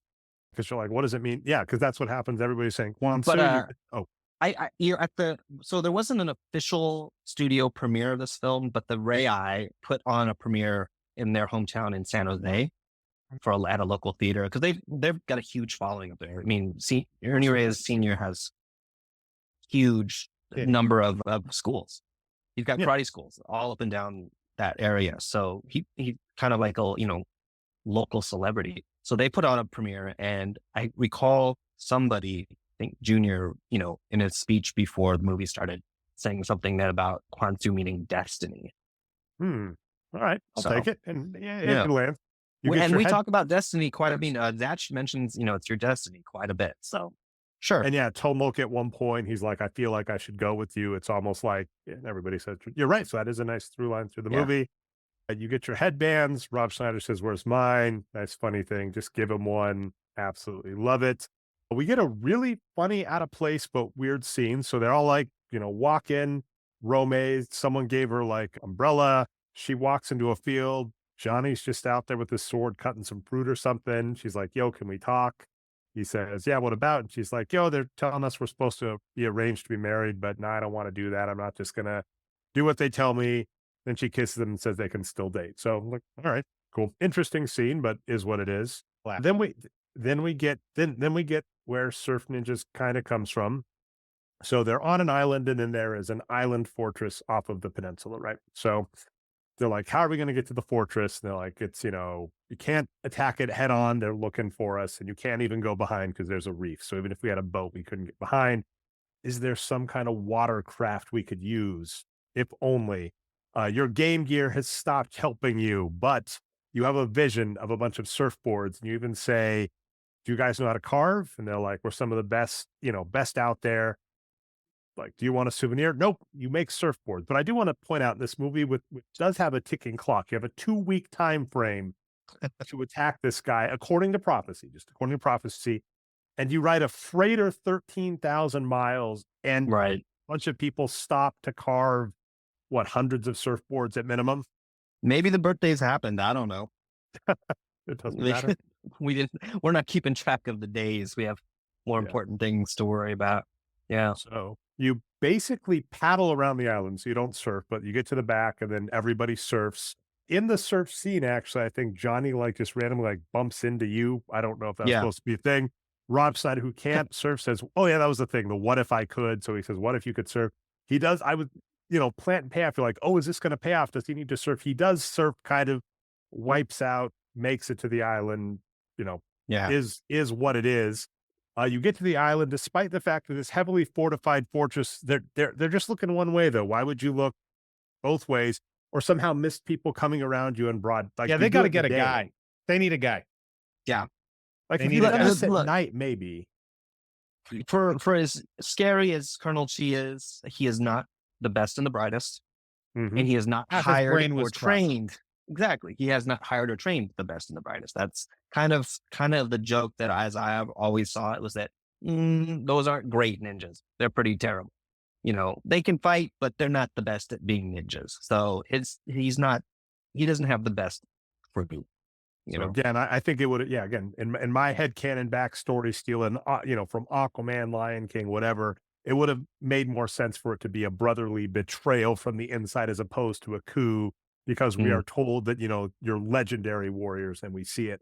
Okay, so you get around the side of the thing, you grapple up, you still have some dynamite, you kill a bunch of people. You just kill. Hey, you guys do great. If I'm being 100% honest, you kill so many people, child. Yeah.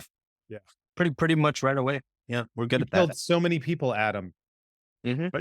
But it is the classic, martial arts movie. A bunch of people in courtyard, there. What if you just throw dynamite into the courtyard? Can't argue with the result. They all bust Rob in. Schneider impression, by the way. Oh, I wasn't even going for that. What if you just threw dynamite into the courtyard? Oh yeah, all right, I'll take it. What? Johnny's got the magic sword, and he just hands it off to Rob Schneider in the middle of the most important. So the sword that they went out of their way to get, he was like, "No, I don't even need it." Because again, to your point, they're terrible ninjas. He's not going to need the sword until later. So lots of fighting, lots of fun stuff. Again, on the Adam is a god, Adam is magic. Here's what we get. Colonel Chi comes out with a gun, and he shoots at Johnny. Zatch jumps in front of Johnny, blocks the shot. Oh no. Adam, with the Game Gear from 20 yards away? Something like that. Hucks a Game Gear. Perfect aim to knock the gun out of his hand. Because he's a god. We have established this. I mean, like I'm okay with this theory. Yeah, I'll go with it. It's not a theory. Like, this is direct in the movie. It's like you have you are more powerful with a Game Gear than a colonel is with a gun. You can control people's actions. It's going to get even more. You know how to drive. No, Adam is the hero of this film. If we look at it by facts and facts alone, he's responsible for just about everything good. Yeah, because it's Zatch shows up to hand the torch off to the next generation, and we're supposed, the belief is it's going to be Ernie Reyes Jr. Because of course, in reality, though, Nick Cowan. I am the puppet master. I like it. That's what's funny. So good. And in fact, I am a puppeteer. If you guys, I was going to say, if you guys are familiar with Nick's actual work, then boy, is that the most correct thing. Yeah, that's another thing I'm doing these days. This was the start of all that, then, wasn't it? Surf Ninjas was your origin story. That's it really remarkable. Was. Yeah. All right. So Zatch gets shot, and then he goes, "What if I live?" So that's kind of the payoff, and he's going to be okay because he's joking. But then he's like, "By the way, I'm your uncle," and I'm like, "Well, yeah, you." One of my notes I had earlier. You sure you're not his dad? Yeah, well, because I was going to say, There's a scene where Zach shows up and he bumps into Rob Schneider. He's got the eye patch, but then he's also wearing a hood because he's supposed to be incognito. And it literally looks like Ernie Reyes Jr. in a costume, right? Because they are clearly related. They're close enough in age, both being young at this point. So like when he's like, I'm your uncle, you're like, yeah, that is literally not a shock. Person who looks just like us. Look actually a lot like this one's dad. Just putting that out there. Yeah. All right. So we get some, we have some serious fighting, lots of death. We also have a running bit with the head villain, like the head number 2 lieutenant or whatever, getting knocked down the stairs, gets back up, gets knocked down again. Ha ha ha. You're never going to keep him down. Yep. Love it. I mean, it is a very long set of stairs. He's going to die. Like he should have died. But anyway, she gets a car. You said it was a Suzuki Samurai. Suzuki Samurai. That's a little subtle detail. Yeah. He's got a machine gun on it, and we learned that Johnny, with his sword, the one he decided he didn't need for most of the battle, is able to block bullets, because why not? So then she winds up in front of me and says, hey, I don't have a gun. You've got a sword. That's not fair. Of course, the honorable hero puts down the sword, but he does have a gun. But then, oh my gosh, this is the return of God Adam. You pick up your game gear. You are able to control, apparently, mechanical things. That's my headcanon. So not only are you able to, the reason you can take full control of Chi is half of his body is mechanical. So literally the hand with the gun, he just can't shoot it. You do him that. Then you have him start choking himself with his robot hand. Then you have him grab his crotch with his robot hand. Pull his own dick off. Let's talk about that for a second. God, like you are a cruel God. You are Loki. You are like a god of mischief. Ooh, I like that. You are like, I'm going to make this man rip his own dick off. That does happen. I mean, when 11-year-old. Yeah. I mean, it's like, like punch yourself in the nuts. 11-year-olds are kind of narcissists. Yeah. Right. Like, why not? An 11-year-old with godlike powers would be terrifying. That's one of the most famous Twilight Zones in history is imagine a kid could be like this. Jesus Christ. And then, of course, we get I don't think it was an homage at this point, but we get a finger poke of doom because he's standing by the water. He said, don't get me near the water. Don't get me wet. Ernie Reyes Jr. pretends he's going to punch him, stops, and then tap falls in the water and he's dead. Your game confirms Boy, by this. the way, what's with that? Like, what an affectation, what an unnecessary affectation because the results are literally the exact same. I'm okay with it. Taunt your opponent, whatever. I'll give it to you. What a weird Mortal Kombat he gave him a moment where he's like, oh, I'm not going to get killed right now. And he starts laughing. Murders him. Yeah. Oh, yeah. He's That's like, nah. right. You guys do a lot of psych in the movie, and I forgot to mention that at one point, right? When he falls into the cave earlier, the one with the swords, he says, hey, I found Waldo. Yeah. And Ernie Reyes Sr. says, really? And he says, psych. And I'm like, who is that joke? No. Anyway. Maybe Ernie Reyes. Maybe Zach got stepped on by the elephant for a little bit. And he's like, well, I don't think Zach has much knowledge of pop culture. He's been, I don't know where he's been in the last get aware, Zach. Years, but he's, or 10 years, whatever it's been. He's just been chilling out somewhere. I mean, Pakistan clearly is a third world nation with no connection to the outside world. Waldo is completely lost on him. Yeah. He's like, who's Waldo? What's he doing down there? Yeah. All right. So we do get to the end of the movie, right? Where your game says you've won. Everybody's dressed up nicely. Babaram is actually from Patusan. So that's going to pay off in just a second. What a coincidence, by the way. Yeah. Yes. Well, I mean, to a degree, that kind of made sense, but they didn't dig as much into it. It actually makes perfect sense. It's the only city in the country that has a little Patusan. Never mind. Of course. Yeah. Like it does make sense. There we go. All right. Johnny doesn't know what to say. Adam, like you said, you get your moment. You come up and say, Kwansu. Everybody cheers. You say, hey, that must mean free beer. Then Johnny comes up and just throws this country into disarray because he's just like, hey, by the way, we don't need the monarchy. Just put my face on a stamp. 50 cent, call it a day. Me and the princess are going to go back and take our SATs. Don't worry about it. You're like, good. Just leave a power vacuum. To disrupt the entirety of this nation. Oh, yeah. Hey, good luck with democracy, folks. Give the government to its people, he says, Jesus, you might as well gift wrap that for a warlord. Your destiny to be free. Okay, so I have so Surf Ninjas 2. Let's get it. Patu-san has been thrown into global disarray because you guys left it open with no defense. The proud warrior king has abandoned his people. Yep. And so another warlord has come in. Liam Neeson. Ooh. Liam Neeson on this one. Which works because he's apparently supposed to be in the new Naked Gun. So and it sounds like the Leslie Neeson, like it does sound almost like there's a similar anagram. name sounding. Yeah. I've done my research. So continue. I have absolutely done my research on this. Definitely on board. This is the most important thing I've talked about. I've taken over Patu-san to take over all of the luxuries. They're there. And then you guys, you and Ernie, have to go back again. But this time, instead of surf ninjas, it's flamethrower ninjas.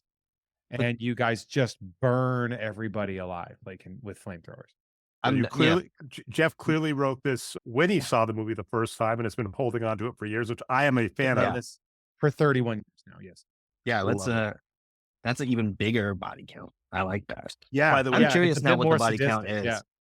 Now, I never really thought about the body count, but I'd love that you'd also have the Game Gear because people would be like, what are you doing with that? He's why? Like, all right, it's magical. That would be how the movie would start, by the way. The Game Gear would like the Game Gear that was just on the shelf would like light up, be like you have to go back or so. Yeah, that would be how the movie would start. Jumanji energy on that one. Yeah, I do like that. And I have a sequel that I've written, and I like some of these ideas. Can I ask a question to that though? Do a draft. Put me in the special thanks. Yeah. Oh yeah. Yeah, we'll sign up for the Kickstarter, like have our name. But I was going to say, because I mean, you have some of the merch. Like, were there any issues with licensing or whatever, or because they kind of let it fare? Or honestly, I'm waiting for the day when they tell me not to do it anymore. But I don't know that it's going to come because it was New Line Cinema, but New Line has since been bought by Warner Brothers. So Warner Brothers is the controlling entity. And I don't think they're doing anything. Like I said, it just got to streaming like a month ago. And it's not Max that it's on either. No, it's on Tubi. It's free with commercials. You know what I mean? So they're not putting it on Blu-ray and they're not doing anything with it. There's never been any merch. Like I said, none. Literally none. It's with the exception of a VHS, a Laserdisc, a set of the soundtrack, and a CD of the soundtrack, and a DVD. That's pretty much the only official things you could ever get. So I don't know that they really care. But as soon as something big happens, they'll probably be like, oh, we do care now. But again, that's going to be good news. Yeah, that's like a win-win for you because if the IP becomes important, then that means something. And then ideally you could be attached in some way, or at the bare minimum, the residuals from I don't even know on the street there residuals. It would be nice. I love a legacy sequel of something that you're not expecting. Yeah. I think that would be such a unique.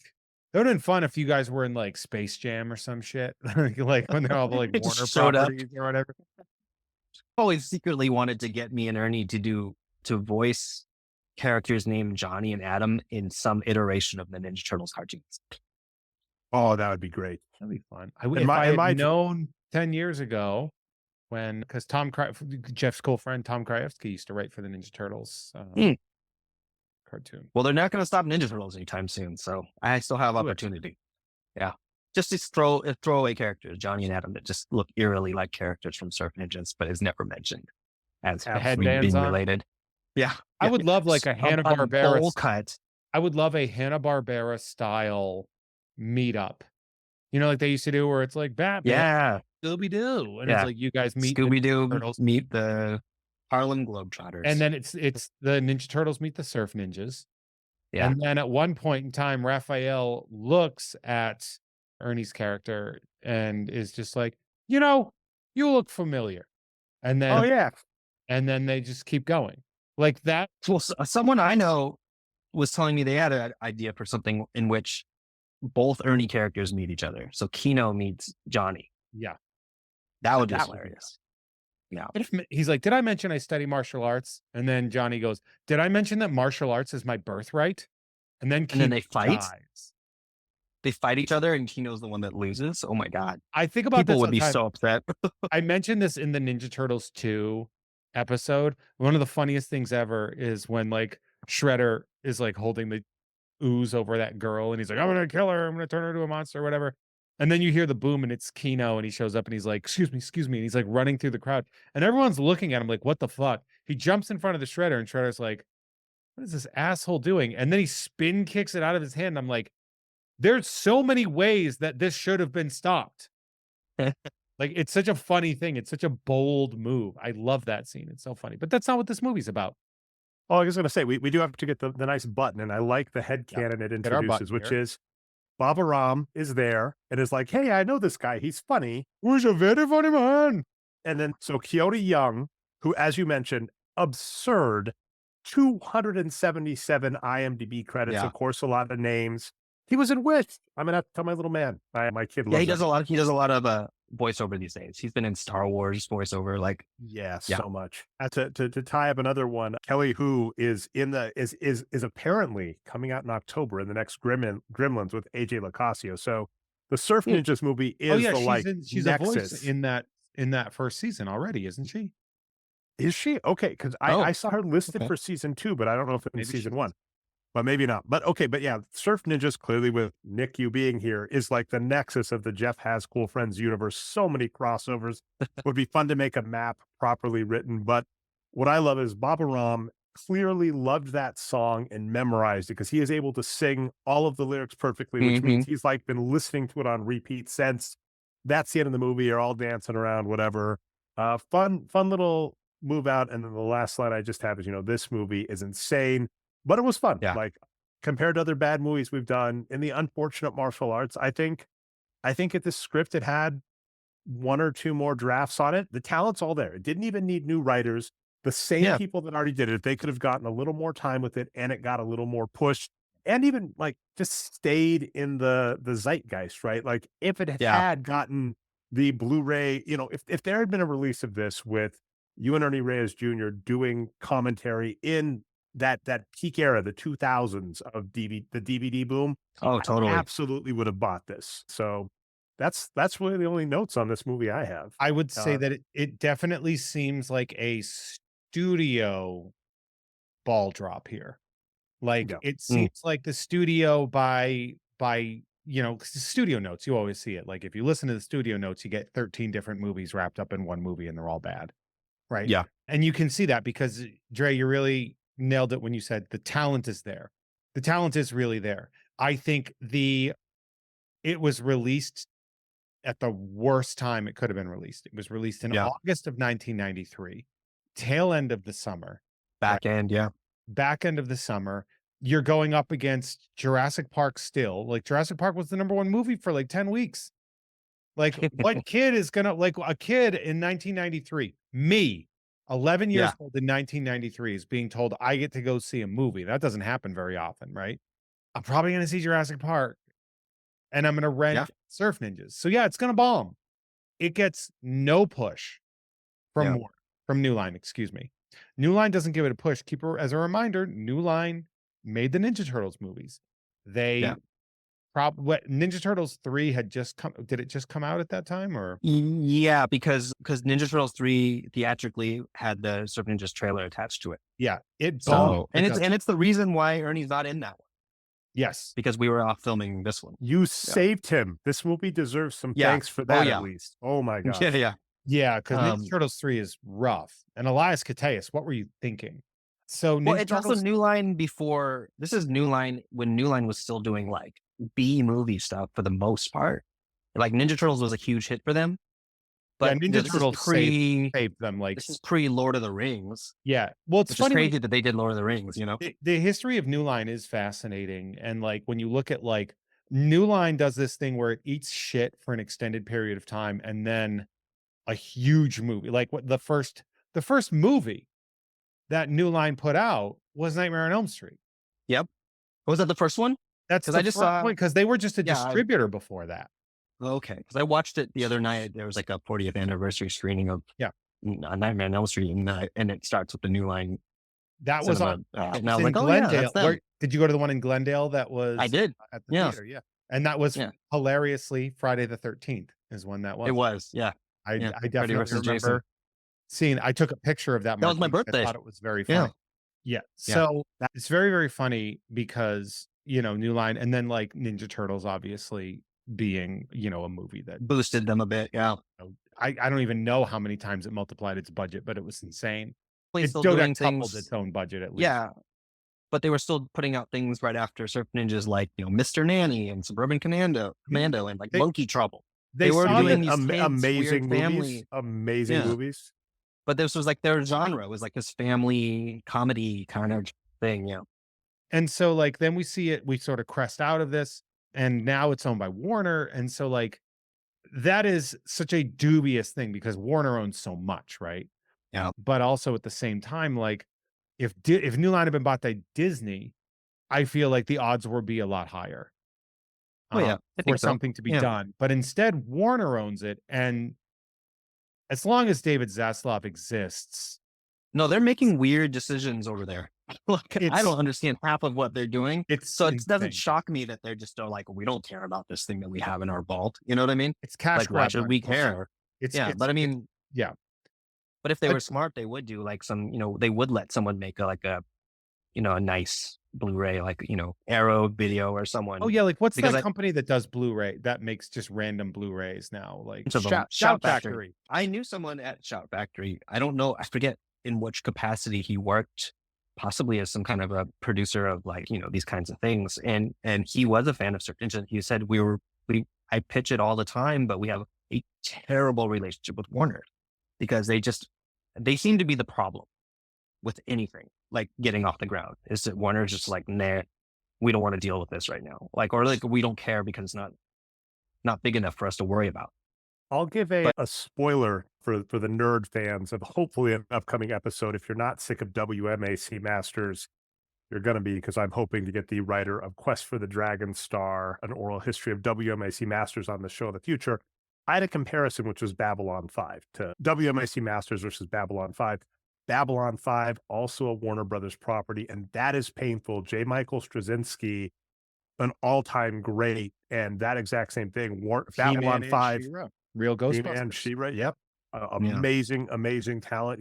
I'm so glad he's gotten the stuff that he's gotten. The big thing was Changeling with Angelina Jolie. But Babylon 5, exact same thing. Managed to get higher than Surf Ninjas, apologies. Huge cult following, and then just, after it was out of the zeitgeist, just only recently got the Blu-rays, recently got the new stuff. And you're just like, what are you doing? You've got this property. Come on.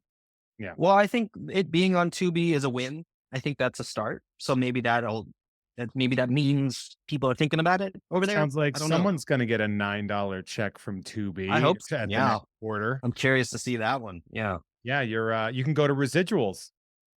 The bar in LA. Is that still open? That's right. Oh yeah, I forgot about that place. I had been there. I had some friends who lived over in that area for a while, and I had gone. Never put the connection as to why it was called Residuals until someone mentioned it recently. I'm like, for those it all makes sense now. For those of you listening that are not sure, it's called Residuals because the bit of the place is there are residual checks that are oftentimes for like 1 to 8 cents. People get a check from like, a movie. Yeah, I've gotten it. I've gotten a 66-cent check. I've gotten a 5-cent check. Your first drink is the price of that check. You give them the check. Cool.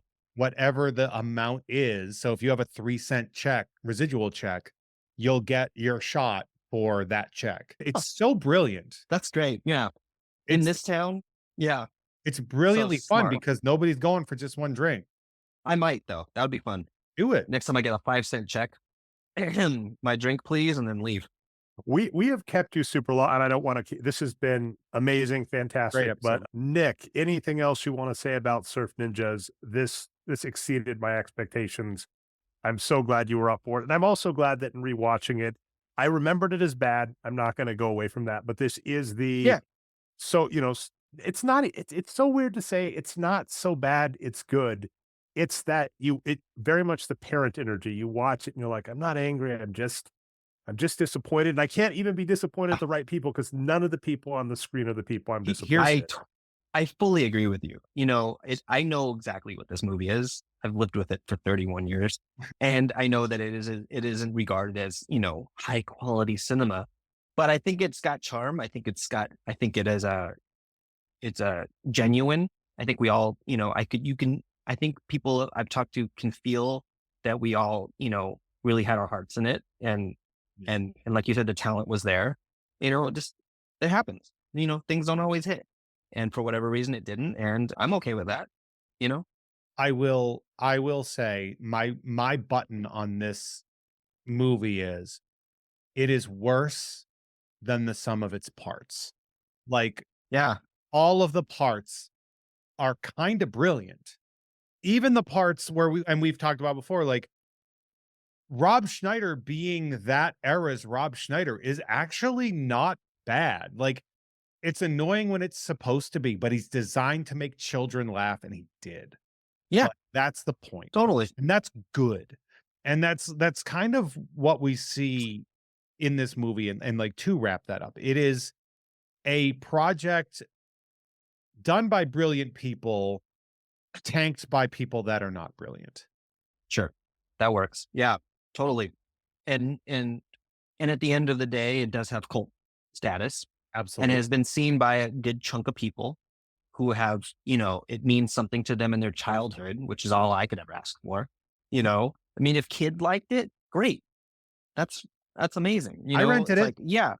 I rented it as a 12-year-old, and it was. Oh yeah, everybody I talked to. That's the thing, is it did pretty good in rental, because that's how most people ended up seeing it, was rental. And the people I've talked to have said that they not only rented it, they rented it again and again and again and again and again. It was like a staple in their household, or if they owned the VHS, they wore it out. So, at the end of the day, that who could ask for more? I mean, it like, again, it's not an Oscar. It wasn't meant to be an Oscar nominated film. It's a kid's family action comedy. That's a lot to ask to be super successful. And I think we did a pretty good job despite. And I've met some really amazing fans, and everybody who I've talked to enjoyed it, and it was part of their childhood. And it's like, that's heartwarming. I am hoping, as mentioned, you started doing the convention circuit. If you get big enough to come out to like C2E2, that is a dream, pipe dream, you never know. That would be absolutely amazing. So let's do the shout outs one more time. I think I'm going to do them in reverse order. So Instagram.com, Undead Guy is you center, and you can see some cool puppet stuff, cool art. You are a fantastic creative. I'm so glad that kept up. We have the Surf Ninjas Shop. Spell out all the words. There are 2 S's together in the middle, of course. And then the Cult of Kook. I am definitely going to be hitting up the Surf Ninjas Shop and you directly after this for stickers. So again, now plugging our stuff. Patreon.com/Jeff May. Help keep the lights on around here. Get stuff sent to you in the mail. In October, if all the stars align, Jeff, if my schedule doesn't get too swamped, hopefully some Surf Ninja stickers might be for some people out there. So we'll see how that works. Jeff, how about you? I know you got a long spiel. Well, first and foremost, my big spiel is thanks, Nick. Nick anytime. Is a great friend. I love seeing him work. Just like a super, super talent. If you guys aren't following at Undead Guy, get to it. Like, follow Nick. He's so fun. Great puppeteer. If you live in LA and you get a chance to see him do his magic with the Bob Baker Marionette Theater, do that as well. That is so rad. I loved watching that. What a cool LA experience it was to see that. For me, of course, Dre already said, patreon.com/Jeff May. Lots of tiers that have lots of options, including getting shows like this early, getting bonus content on Jeff Has Cool Friends and all that. I do Tom and Jeff Watch Batman on the Gamefully Unemployed Network. I do all the stuff with Adam Todd Brown on the You Don't Even Like This Network, or You Don't Even Like Podcast Network. And then, of course, Mint on Card is the second Friday of every month at Blast and Pass in beautiful Magnolia in Burbank, California. So you can come check that out. Although the October edition will be the 4th. It'll be the 1st, because I am going to be traveling in the middle of the month. And you still have time. Where are you going? 2 weeks out. I am going to Big Texas Comic-Con. Ooh, I'm going to be traveling a little bit to Texas and to like Dallas and San Antonio, and because I've never really spent any time there. So I'm going to go there and hang out and check it out and meet all the wonderful people there. But Nick, you're so great. I love seeing, one of the best parts of this is seeing when I go onto your Instagram, who you follow, who are my friends that I know through different worlds. That's really funny. But you can also follow at Cult of Kook as well. That's important, like that's you, because you're doing drops and stuff on that, right? Every once in a while. That's something I've been starting to do. They're mostly going to be movie related t-shirts, but like you said, the first drop was a Haunted Mansion thing for the ride. Good but stuff. Gonna keep that one going. You do just great work. I really am so happy to have you on here. And for those of you that want to hear more, obviously Nick has done a lot of really great interviews recently, so you can check those out or go back to the Jeff Has Cool Friends episode for that. And we, of course, a big shout out and a happy birthday to both of you. We are recording this within a couple days of each of your birthdays. So I did want to say I appreciate both of you. I think you're great guys. And yeah, so everybody follow both of the follow Dre and Nick. All right. The last thing, by the way, you can find me on most of the socials and chess.com as @nerdnumbers. And we forgot to plug this one, Jeff. Jeff Has Cool Cards on YouTube. Both Jeff and myself break cards. I keep mine. Jeff says his to you. Fun time is had by all. So anyway, Nick, you'll have to come break cards with me sometime. I've been plugging you for guests, Jeff. I'll have to find a box of cards, Nick, that you would enjoy. Ooh. And we'll have to. Oh. Are there Beetlejuice cards? There are. I think they might even be the animated ones. I know there's Pee-wee ones out there. There's a lot of ones that I'd be into. Oh yeah, you're a huge Pee-wee fan. So yeah, we'll figure something out, Nick, where we'll get one where we can find a Wednesday. All right. That is a Nerd and Jeff Has Cool Cards exclusive. Thanks everybody for listening, and we will see you next month. Bye. Bye. Thanks for listening to Nerd. If you want to help keep the podcast growing, it's definitely worth your while to head over to patreon.com/Jeff May. Also, you'll get early access to cool stuff.